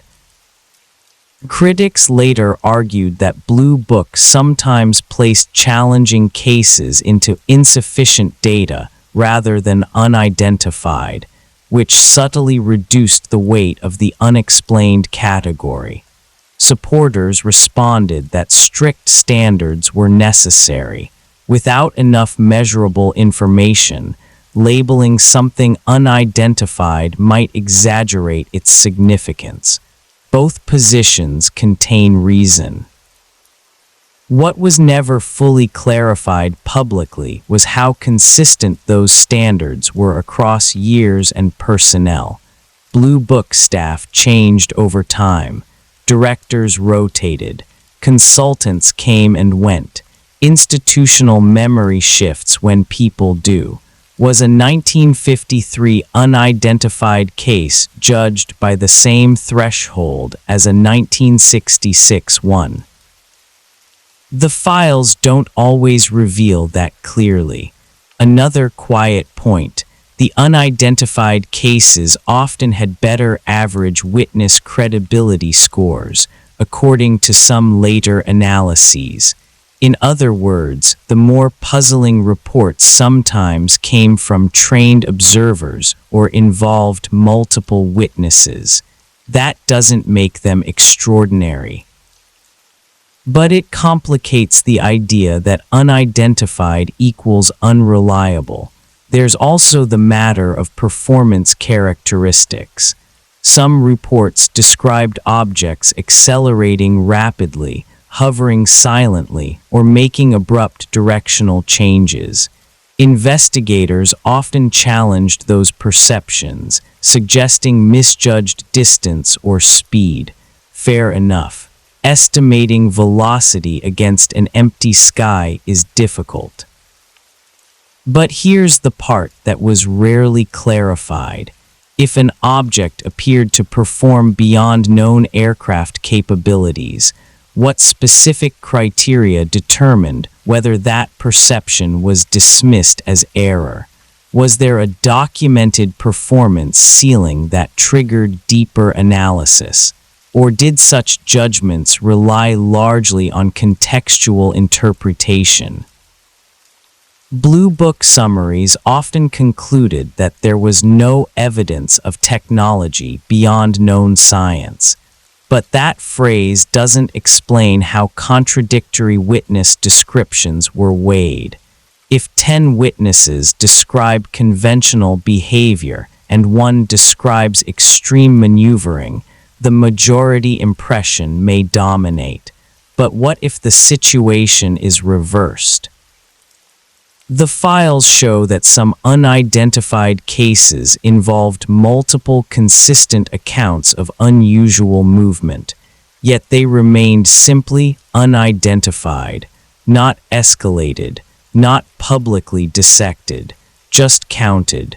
The final report emphasized that the unidentified percentage did not indicate a pattern threatening to national security. That may be true. But it doesn't address whether the unidentified cases shared characteristics worthy of deeper scientific study. Threat assessment and scientific curiosity are not the same metric. Another layer sits quietly beneath the numbers: data quality. Blue Book relied heavily on reports submitted voluntarily. That means the dataset was self-selecting. People who felt strongly or confused enough to report did so. Others remained silent. So the percentages reflect not the sky itself, but the reports about the sky. And reports are shaped by culture, expectation, and trust. During periods of high media coverage, reports increased. During quieter years, they fell. The phenomenon's visibility was partly social. That context affects interpretation of the 701. Are they anomalies within a stable phenomenon, or remnants of fluctuating waves influenced by attention. Blue Book's final statements did not explore that nuance. They presented totals. Totals feel conclusive. But when you slow down, you realize totals are made of decisions. Each classification, each closed file, each judgment call contributed to that final percentage. And what was never fully clarified was how much subjective interpretation shaped those decisions. Not manipulation, interpretation. There's a quiet difference. We'll look more closely next at how cases moved through the system, who evaluated them, how much time they received, and whether the process itself quietly influenced outcomes. Because sometimes what lingers isn't the sighting, it's the method. If you picture Project Blue Book as a large, humming research institute, it helps to gently adjust that image. For most of its existence, it was small. A handful of officers, administrative staff, occasional consultants, limited funding, limited time. Thousands of reports passed through a relatively narrow channel. That fact alone doesn't discredit the work, but it shapes it. When volume exceeds capacity, triage becomes necessary. Cases that appear routine are processed quickly. The unusual ones receive more attention, at least in theory. But even unusual cases compete with budgets and deadlines. A sighting report might arrive days or weeks after the event. Investigators would request additional details. Sometimes they conducted field visits. Sometimes they relied on local military or police personnel to gather statements. In many instances, the original context was already fading. Memory is delicate, especially when recalling something unexpected. Witnesses often described feeling stunned, disoriented, unsure of how long the event lasted. Those human elements complicate precision. Blue Book developed forms, standardized questionnaires, categories for shape, duration, color, motion. Standardization creates order. It also compresses experience. An object that felt enormous in the moment becomes a checkbox. Circular, oval. Unknown motion becomes linear, erratic, hovering. There's a subtle loss there, necessary perhaps, but real. Another element rarely discussed in summaries is follow-up depth. Some cases include multiple interviews, sketches, even sight photographs. Others are resolved through brief correspondence and environmental data checks. The variability is noticeable when you read the files in sequence. It suggests that outcomes sometimes depended on who was available to investigate, how compelling the case seemed at first glance, and what other priorities were competing at the time.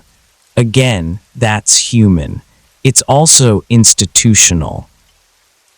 There's no clear evidence that Blue Book systematically buried extraordinary cases, but there is evidence that it operated under constraints that favored efficient closure.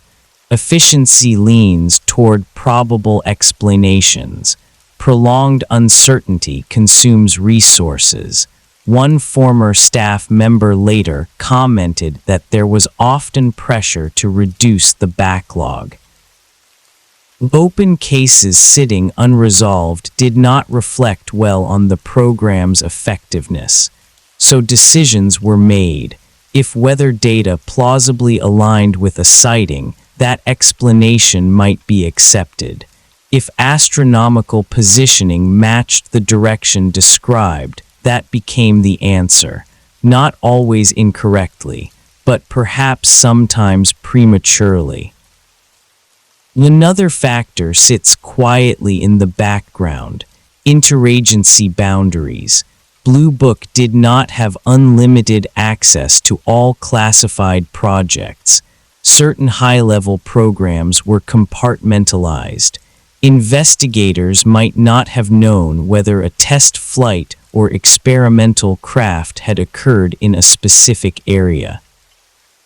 If they lacked that knowledge, a sighting could remain unidentified publicly while being implicitly understood elsewhere, or it could be attributed to something conventional even if classified elements were suspected but unconfirmable.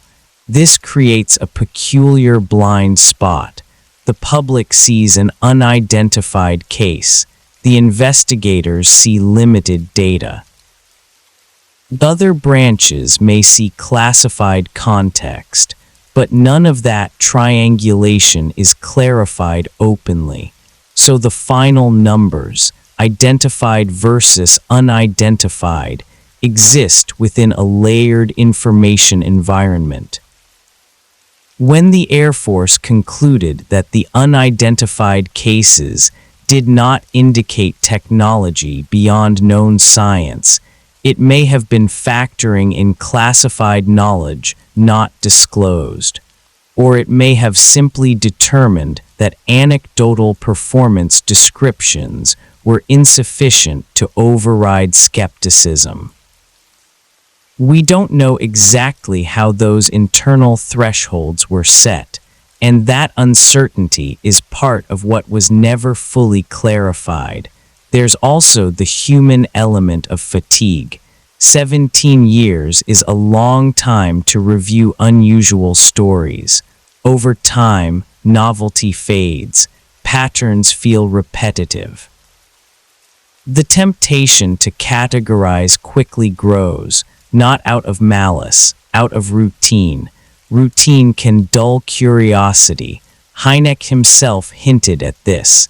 That early enthusiasm for careful scrutiny gradually gave way to administrative processing. When a phenomenon becomes familiar, even if unresolved, it loses urgency. The unidentified percentage remained small enough not to demand expansion, and so it remained, 701, a number that sounds manageable.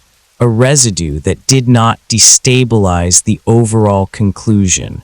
But imagine if those 701 had been isolated and studied independently without the pressure of constant incoming reports. Would patterns have emerged? Would deeper instrumentation have been applied?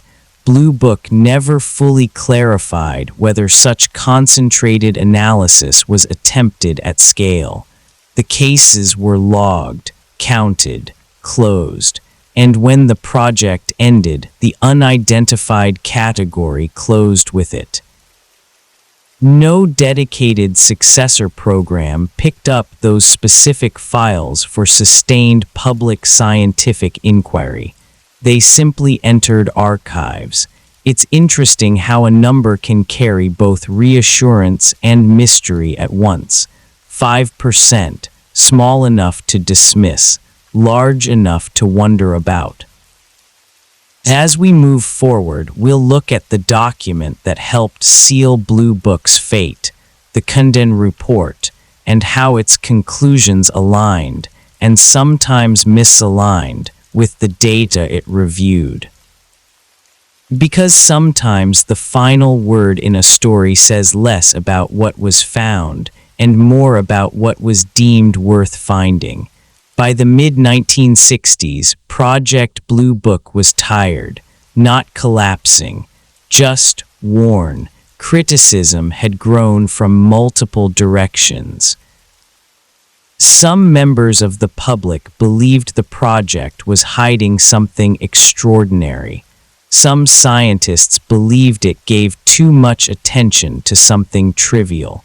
The Air Force found itself in an uncomfortable middle, defending a program that satisfied almost no one completely. so an outside voice was invited in. In 1966, the University of Colorado was commissioned to conduct an independent scientific study of UFO reports. The effort would be led by physicist Edward Condon. The idea was simple on the surface: remove the question from military hands and place it within academia. Neutral ground, objective analysis. The resulting work became known as the Condon Report.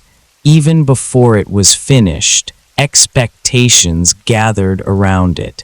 If respected scientists examined the data and reached a conclusion, perhaps that would finally settle the matter. But neutrality is more fragile than it appears.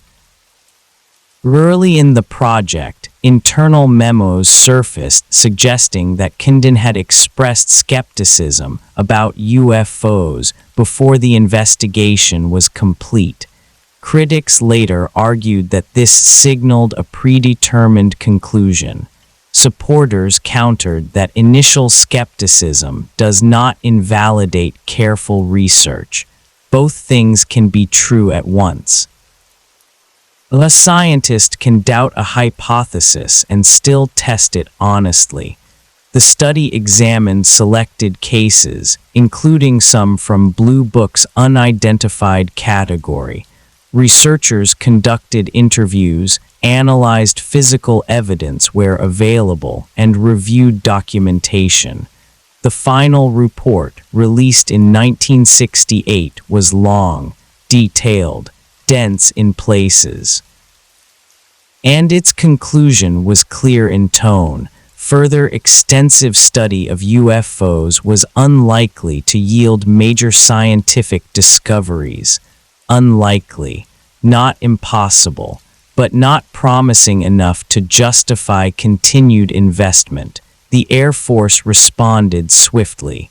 Citing the report's findings, it announced that Project Blue Book would be terminated. The logic felt tidy. Independent study conducted.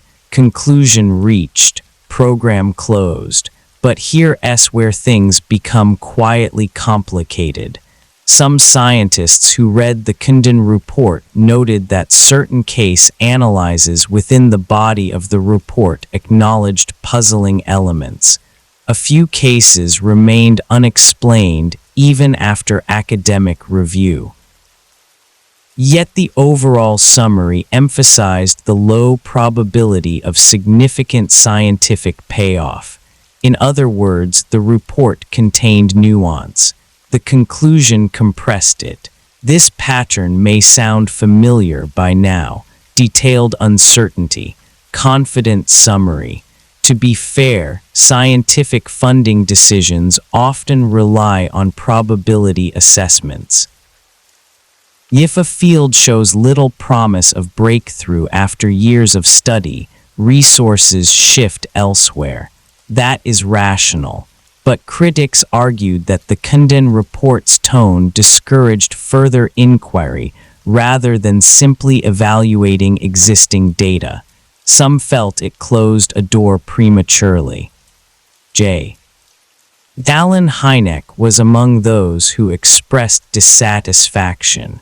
He believed that while many cases were indeed mundane, a subset warranted more rigorous, long-term study than they had received.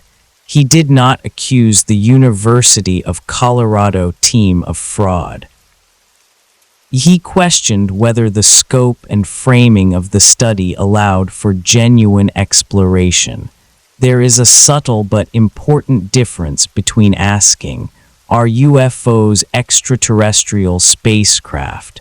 and asking, "Do certain aerial phenomena demonstrate characteristics not yet understood?" The first invites dismissal if extraordinary evidence is lacking. The second invites curiosity, even in the absence of dramatic proof. The Condon Report leaned toward the first framing. By focusing on the likelihood of major scientific discovery, it implicitly set a high bar. If the phenomenon did not promise revolutionary insight, it was deemed unworthy of continued formal investigation. And so Blue Book's ending was not dramatic. There was no final case that broke the pattern, no grand revelation, just a report, a recommendation, a closure. What was never fully clarified was how much of the report's conclusion was shaped by fatigue, scientific, institutional, cultural. After 2 decades of recurring sightings and incremental analysis, perhaps the appetite for ambiguity had thinned. Perhaps decision-makers wanted resolution more than revelation. Or perhaps the data genuinely pointed toward diminishing returns. The difficulty is that both interpretations can coexist. The report did not deny that unexplained cases existed. It simply suggested they were unlikely to transform science. That's a practical judgment. But practical judgments sometimes leave philosophical questions untouched. What does it mean for a phenomenon to persist for decades, generate thousands of reports, and still be considered unworthy of sustained inquiry? Is rarity a reason to stop looking, or is rarity the reason to look more closely? Blue Book never publicly unpacked that tension. It accepted the Condon Report as sufficient, and with that acceptance, the official era of UFO investigation quietly ended, at least on paper. We'll look next at how that closure felt inside the data itself, and whether the door was as firmly shut as it appeared. When Project Blue Book officially ended in December 1969, the announcement did not feel historic. There were no sweeping speeches, no sense of unfinished business, just a statement. The Air Force said that no UFO investigated had ever indicated a threat to national security, that there was no evidence of technology beyond known science, that there was no evidence of extraterrestrial vehicles, and that further study was not justified. The language was familiar by then, steady. Repeated enough times to feel settled, what changed was not the message. It was the finality. Files were archived. Personnel reassigned. The small office at Wright-Patterson Air Force Base that had handled reports for nearly 2 decades simply stopped.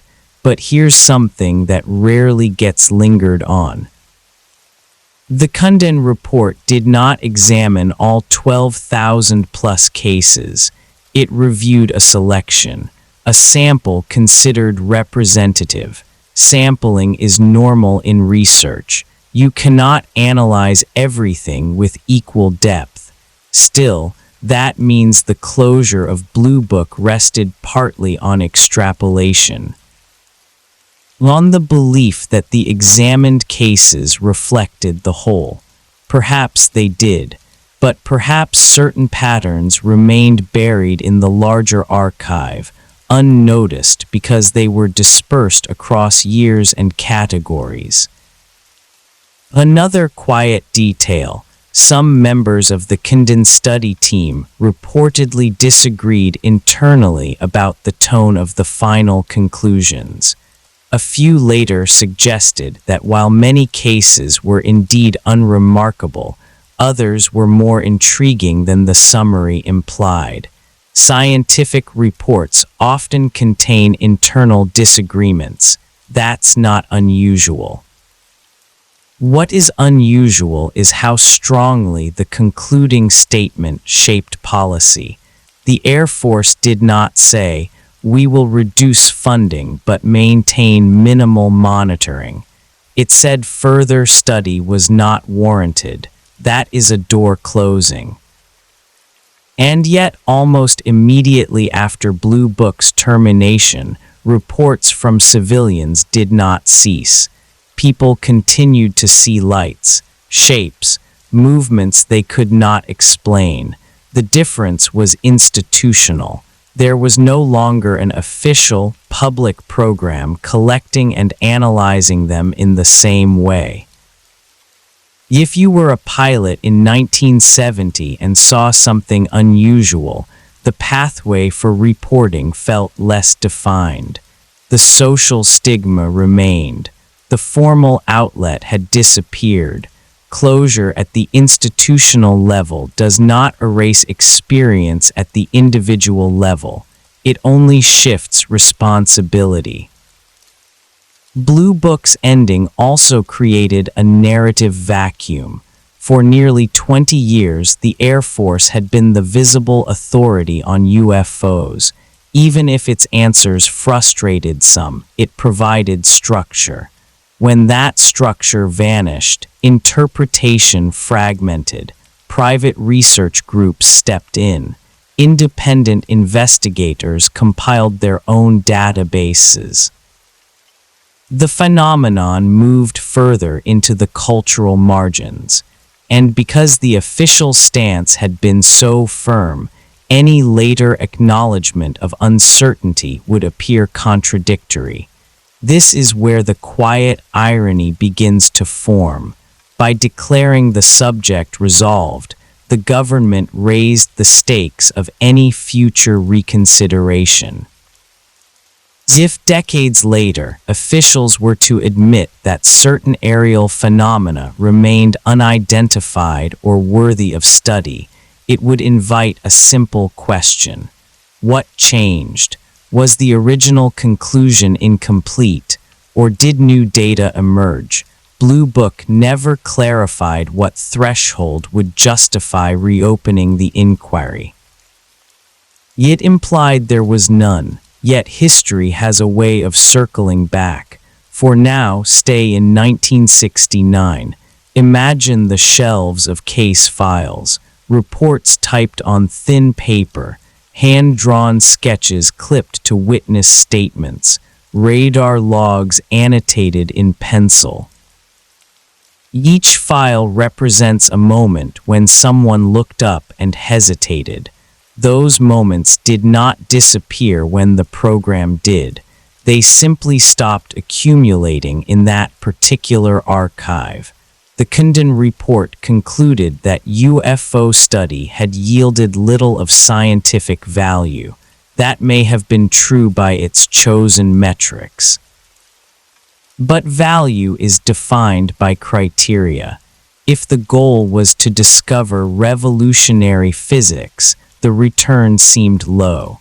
If the goal was to catalog human perception under unusual conditions, the dataset was vast. If the goal was to quietly ensure that nothing in the sky threatened national security, perhaps it succeeded. What was never fully clarified was which of those goals mattered most in the end. Science, security, stability. Blue Book closed with an air of completion. Yet it left behind a number, 701, that still resists easy dismissal, not because it proves anything extraordinary, but because it represents acknowledged uncertainty, and uncertainty, once documented, has a way of waiting. We'll move next into the physical record itself, the declassified files, and what researchers noticed when they began reading not just the conclusions, but the gaps. Because sometimes what isn't clarified lives in the spaces between pages. When documents are declassified, there's a quiet expectation attached to them. As if the act of release equals completion, as if once the files are open, the story is finished. Project Blue Book's records were eventually made available to the public through the National Archives. Thousands of pages, case summaries, internal memos, photographs, handwritten notes. On the surface, it looked transparent. Researchers, journalists, and curious individuals began reading through them carefully, not just the headlines, the details, and something subtle began to stand out. The files were extensive, yes, but they were not always whole.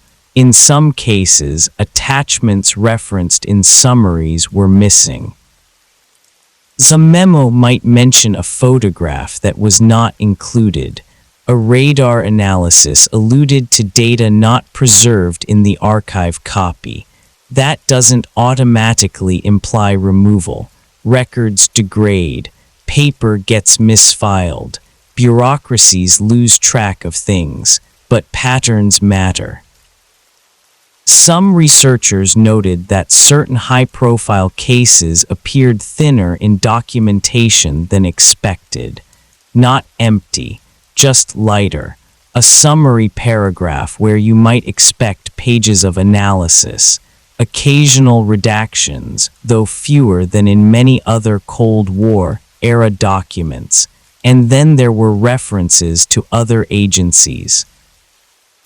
Occasionally, a Blue Book file would indicate that information had been forwarded elsewhere, or that additional evaluation was conducted outside the immediate office. Those parallel paths are harder to trace. Blue Book was the public face, but it was not the only entity aware of UFO reports. The CIA, for instance, had taken interest early on, particularly regarding the psychological impact of sightings. Intelligence agencies monitored foreign reactions. The FBI logged reports that intersected with security concerns. Yet the declassified Blue Book files do not always capture the full network of interagency communication. It's like reading one thread of a conversation without hearing the others. Another detail becomes noticeable when you read case after case. The summaries often compress complex witness experiences into structured conclusions. A sighting described over multiple pages of testimony might end with a short final classification line: probable aircraft. Possible astronomical object, insufficient data, unidentified. The compression is efficient, but it smooths out texture. In some files, investigators note that a witness was credible, calm, consistent. They may even remark that the case is puzzling. Then the classification lands gently on the page and the file closes. It's not that the puzzling element is erased. It's simply not expanded. Researchers have debated for years whether this reflects normal bureaucratic limitation or something more deliberate. The truth may not be dramatic. It may simply be that Blue Book was never structured to explore puzzles deeply. It was structured to process them. Processing produces files. Exploration produces questions. The declassified archive feels more like the former. There's also the issue of chronology. Some case numbers appear out of sequence. Some reports seem to have been logged months after the event. A few files contain minimal information compared to others from the same period. Administrative inconsistency is not unusual in long-running projects, but when dealing with a subject already surrounded by suspicion, inconsistency amplifies doubt. Another quiet curiosity: certain radar cases mention data that was not retained or no longer available. Radar tapes were not always preserved indefinitely. Storage was expensive, recording technology limited. Still, when radar confirmation is cited but not fully documented in the surviving file, it leaves an incomplete feeling. You're reading about something that once existed physically on a screen, but the screen is gone, and that absence creates space. It's important to stay grounded here. There is no confirmed evidence that entire sections of Blue Book's archive were secretly destroyed to conceal extraterrestrial craft. That leap would require proof we do not have. What we do have are ordinary bureaucratic gaps, but when you layer ordinary gaps over a subject defined by uncertainty, they feel heavier than they might in another context. Imagine reading declassified agricultural reports with missing attachments. You might shrug. But when the subject is unidentified objects in the sky during the Cold War, every missing page feels amplified. Blue Book's transparency was real in many ways. The majority of case files are accessible, yet transparency does not equal completeness, and completeness was never explicitly guaranteed. We'll look more closely at how researchers interpreted these gaps, whether they saw patterns of omission or simply the natural erosion of time. Because sometimes what the CIA or the Air Force never clarified isn't a hidden object. It's the boundaries of the record itself. When people first began sitting with the Blue Book files in quiet archive rooms, there was a kind of patience to it. Box after box, folder after folder, the soft sound of paper shifting, no dramatic music, no sudden revelations, just reading. And what reading often reveals is not a single secret, but a tone. Some researchers noticed that the language inside internal memos occasionally felt more open than the public summaries suggested. Not radically different, just less polished. An investigator might write that a case was difficult to explain, or that no conventional aircraft in the area could account for the report. Then, in the final classification sheet, the wording would settle into something narrower, unidentified, or sometimes, after additional review, probable explanation. The shift isn't dramatic. It's subtle, but subtle shifts accumulate. There were also cases where the explanation seemed to rely heavily on probability rather than confirmation. For instance, if an object was seen in a region where military exercises were common, investigators might conclude it was likely related to known operations, even if no direct record was attached to the file. Likely, possible, consistent with, those phrases appear often. They're reasonable. Investigations frequently operate on probability. But when a file closes on probability rather than verification, it leaves a soft edge. Another observation made by independent analysts decades later involved patterns across unidentified cases. When you isolate the 701 and read them collectively, certain characteristics appear repeatedly. Nighttime sightings, disc-shaped objects.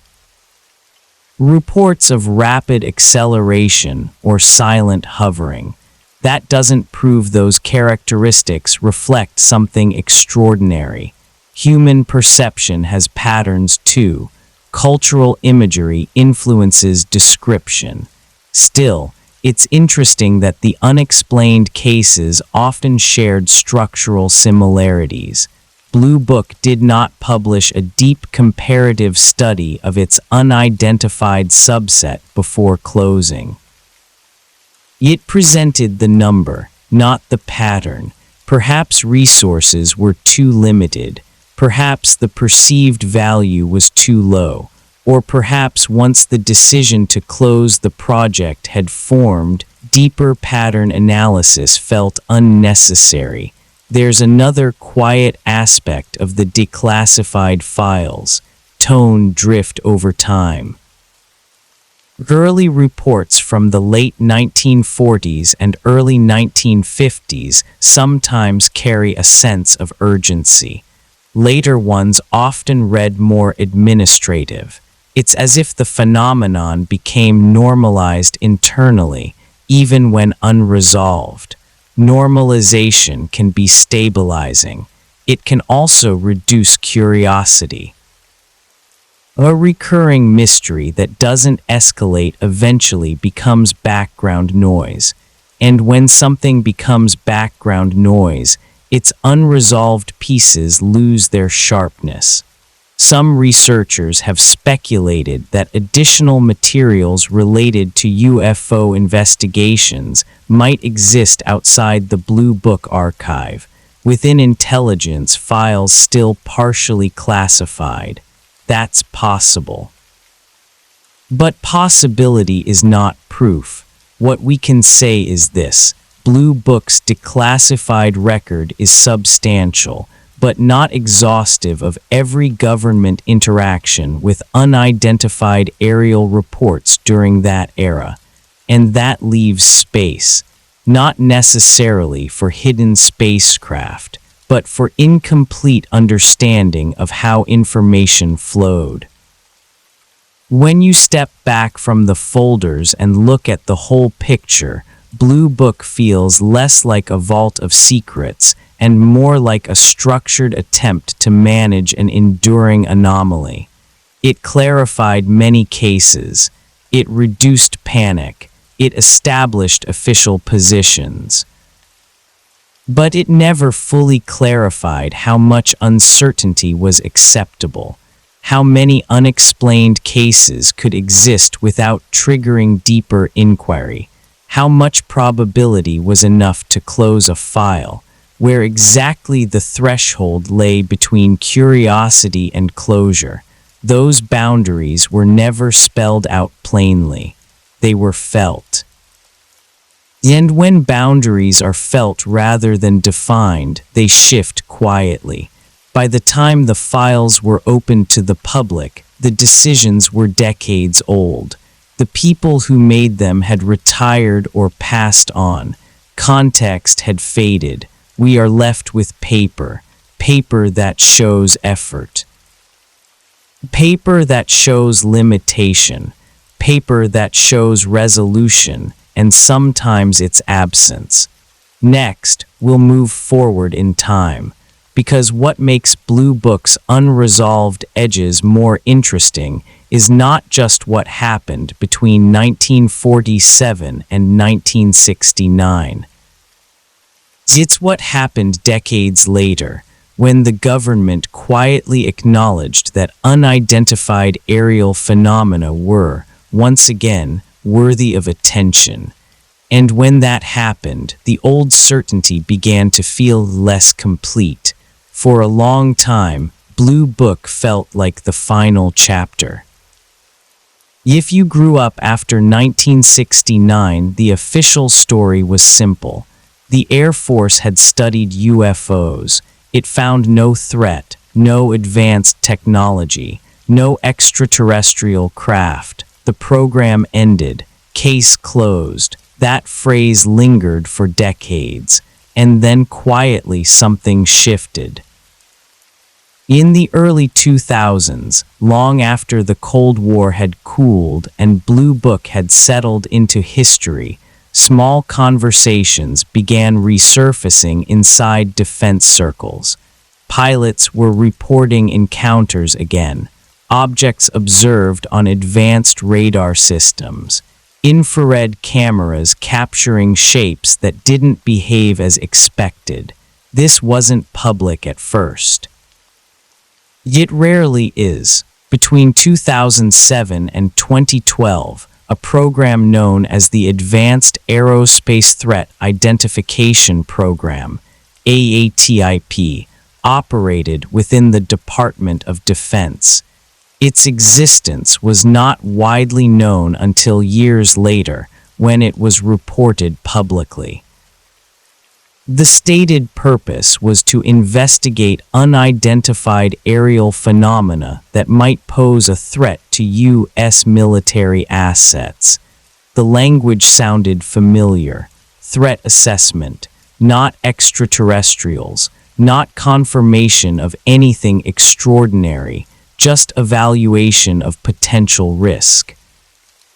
If you hold Blue Book's final statement in one hand, further study is not warranted, and AATIP's quiet formation in the other, a small tension appears. What changed? One answer is technology. Modern radar systems are far more precise than those in the 1950s. Infrared targeting pods mounted on fighter jets can track objects with detailed telemetry. Satellite networks monitor airspace continuously. Data quality improved. Another answer is context. Post 9/11 national security concerns shifted focus toward unconventional threats, drones, advanced foreign aircraft, hypersonic technology. An unidentified object in restricted airspace carried different implications than it might have decades earlier. So perhaps the revival of investigation had nothing to do with extraterrestrial mystery. Perhaps it was simply about modern defense. That explanation is reasonable. And yet, when Navy pilots began describing objects that accelerated rapidly, hovered without visible propulsion, or dropped from high altitude to near sea level in seconds, the language felt eerily familiar to earlier decades. Rapid acceleration, unusual maneuvering, silent movement, terms that appeared in some of Blue Book's unidentified cases. The Pentagon later released short videos, grainy black and white infrared footage showing objects tracked by military aircraft. Officials confirmed the videos were authentic recordings of unidentified aerial phenomena. Unidentified. The word returned to official vocabulary, carefully, cautiously, but undeniably. This didn't mean extraterrestrial confirmation. It meant acknowledgement of uncertainty. And that acknowledgement reopened a quiet question. If further study had been deemed unnecessary in 1969, what threshold had been crossed to justify it again? Was it better instrumentation, accumulated reports, institutional caution about emerging technologies from rival nations? Or was it simply that uncertainty never fully disappeared and eventually resurfaced when conditions changed? The government's later statements remained restrained. Officials emphasized that unidentified does not mean alien, that investigations focus on airspace safety and national security. Again, the frame is threat, but something subtle had shifted. Instead of asserting that no further study was warranted, agencies were now funding task forces to analyze similar phenomena.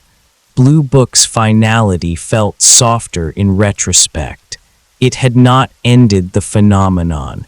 It had ended one era of looking at it, and that distinction matters.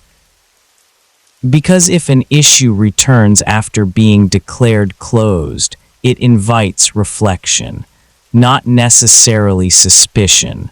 Reflection. What did Blue Book clarify effectively? and what did it simply set aside because the tools or priorities of its time made deeper exploration inconvenient? We'll stay here for a while, inside this modern echo, because it casts the earlier decades in a different light. When uncertainty reappears officially after years of dismissal, it doesn't rewrite history, but it reshapes how we read it. When the Pentagon confirmed in 2017 that the AATIP program had existed, the reaction wasn't explosive. It was more puzzled. Many people had grown up hearing that UFOs were a closed subject, a relic of the Cold War, something examined and dismissed long ago. And yet here was a quiet admission that unidentified aerial phenomena were still being studied, not in the same language, not with the same cultural tone, but studied. Later, the UAP task force was established, then the All-Domain Anomaly Resolution Office. Congressional hearings followed. The officials spoke carefully about objects that demonstrated unusual flight characteristics or remained unexplained after analysis. Again, the phrasing was measured. No alien declarations, no dramatic claims, just acknowledgement that some incidents lacked immediate explanation. If you place that beside Blue Book's final statement, no further study is warranted. The contrast isn't loud. It's subtle. Blue Book closed with certainty. Modern programs operate with conditional openness. What changed may not be the sky. It may be the tolerance for ambiguity. In the 1950s, ambiguity risked panic. In the 2020s, ambiguity is almost expected. Technology has made mystery more visible. High-resolution sensors capture anomalies that would have gone unnoticed decades earlier. Data accumulates faster than interpretation, and perhaps institutions have learned that acknowledging uncertainty does not automatically erode authority. Sometimes it strengthens it. There's another possibility worth sitting with gently. It's possible that Blue Book's conclusions were accurate within its scope and tools. Perhaps most sightings truly were misidentifications, classified projects, or natural phenomena. Perhaps the unidentified remainder did not justify expansive scientific pursuit at the time. And yet that does not preclude the existence of rare phenomena that require better instruments to understand. The world changes, radar improves, cameras sharpen, algorithms detect patterns humans miss. What was once anecdotal becomes measurable. If that's the case, then Blue Book was not wrong. It was limited. Limited by technology, limited by mission, limited by the psychology of its era. But there is still a quiet question that lingers. If modern defense agencies are willing to publicly admit that certain aerial events remain unexplained, why was that tone so difficult to sustain in 1969? Why did the earlier era require such firm closure? Perhaps because closure was stabilizing then. Perhaps because the geopolitical climate demanded clarity over curiosity. Or perhaps because once an institution commits to reassurance, it becomes difficult to soften that stance without appearing inconsistent. Blue Book may have been shaped not only by what investigators found, but by what leaders felt comfortable saying. And that distinction is rarely clarified in official summaries. Today, when military officials testify that some UAP cases remain unresolved, the reaction is less about aliens and more about process. How are these cases analyzed? What data is classified? What thresholds determine explanation? Those are the same structural questions that hovered quietly over Blue Book. The names changed, the sensors improved, the language evolved, but the underlying tension remains: threat versus understanding, reassurance versus openness, closure versus curiosity.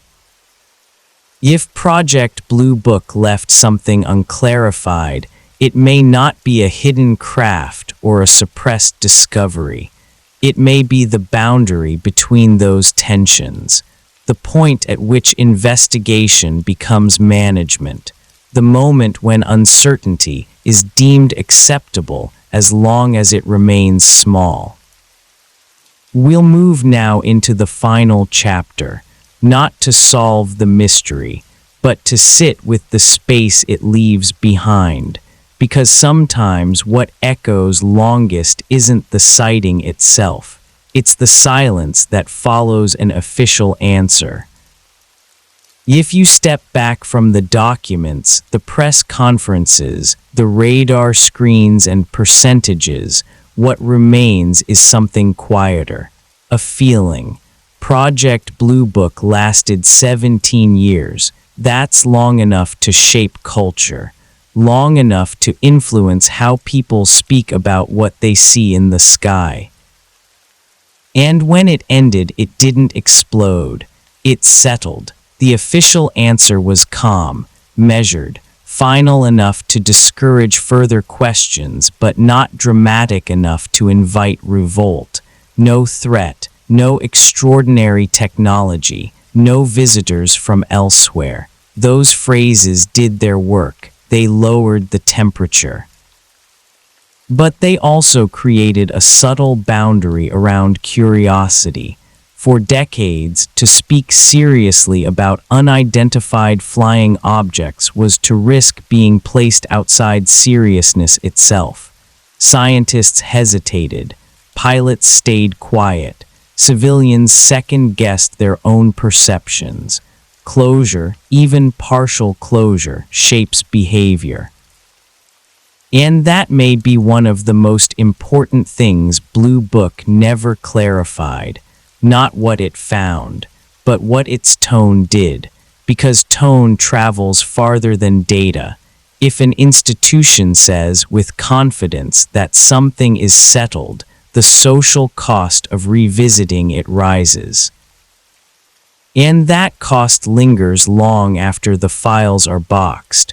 What's interesting is that Blue Book did not claim perfection. It acknowledged 701 unidentified cases. That number was printed plainly. Yet culturally, the message absorbed by many was not, some cases remain unexplained. It was, this has been explained. The nuance dissolved. Why? Perhaps because people prefer clean endings. Perhaps because officials prefer them too. Ambiguity is uncomfortable. It invites follow-up. It invites funding requests. It invites headlines that feel unstable. So when Blue Book closed, it offered something steadier than ambiguity. It offered reassurance. And reassurance during fragile decades may have mattered more than resolution.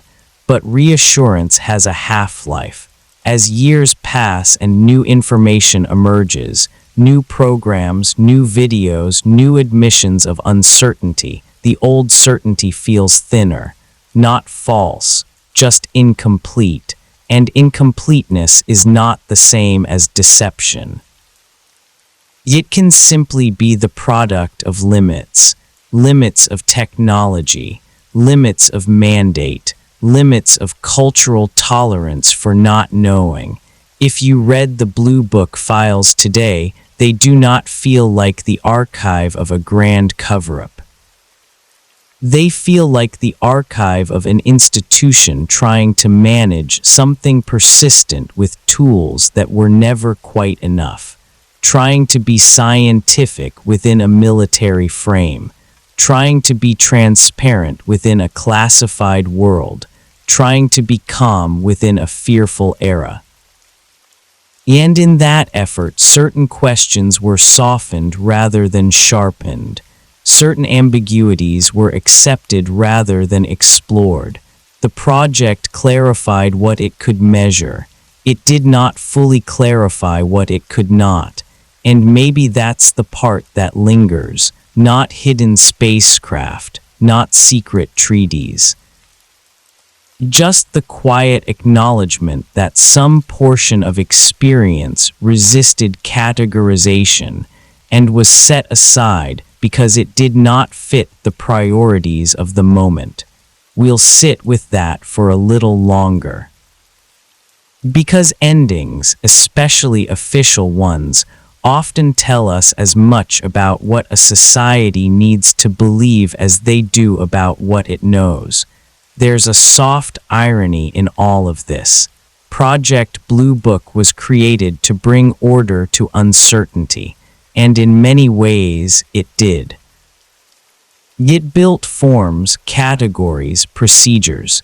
It reduced thousands of startling experiences into structured files. It told the public again and again that the sky was not falling. That mattered. But the act of organizing mystery does not erase it. It only reshapes it. When Blue Book closed, it left behind two legacies. One was official, no threat, no extraordinary technology, no reason for continued study. The other was quieter, a documented record that hundreds of cases remained unresolved. Both are true at the same time. And the tension between them is what was never fully clarified. If you read the final report carefully, you notice what it emphasizes. It emphasizes absence of evidence. It emphasizes lack of threat. It emphasizes improbability of scientific breakthrough. What it does not emphasize is the emotional experience of the witnesses, the pilots who felt something pace their aircraft, the radar operators who watched returns behave in ways they couldn't immediately explain, the civilians who stood alone at night and saw something move against the stars. Those experiences were translated into classifications, but they were not resolved in the human sense. Maybe they didn't need to be. Not every question demands a definitive answer, but when an institution closes a chapter publicly, it implies a completeness that reality rarely grants. And that's the space we're left sitting in. Not a space filled with hidden aliens or secret confessions, just a space between reassurance and curiosity, between what was measured and what was felt, between what was clarified and what was gently left open. Decades later, when modern agencies admit that some aerial phenomena remain unidentified, it doesn't overturn Blue Book. It simply reminds us that uncertainty is stubborn. It waits. It returns when technology changes, when culture shifts, when institutions become slightly more comfortable saying, "We don't know." Maybe that's the real difference now, the willingness to let unidentified remain an active word rather than a closed drawer. If the CIA or the Air Force never fully clarified certain edges of Project Blue Book, it may be because clarification has limits. You can measure speed. You can calculate altitude. You can estimate probability, but you cannot always resolve meaning. And meaning is often what people were really asking for when they reported those lights in the sky. Not proof of visitors, not confirmation of threat, just understanding. Blue Book provided structure. It provided calm. It provided conclusions shaped by its time. What it did not provide was a final answer that satisfies every generation that looks back at it. And perhaps that's unavoidable. Some chapters close because institutions decide they must. Others remain slightly open because human curiosity does not respond to policy. So tonight, as the rain continues softly in the background and the sky above remains quiet, we're left with something simple. A record of effort, a record of limits, and a reminder that sometimes what isn't clarified isn't hidden, it's just unfinished, and maybe that's gentler than we expect.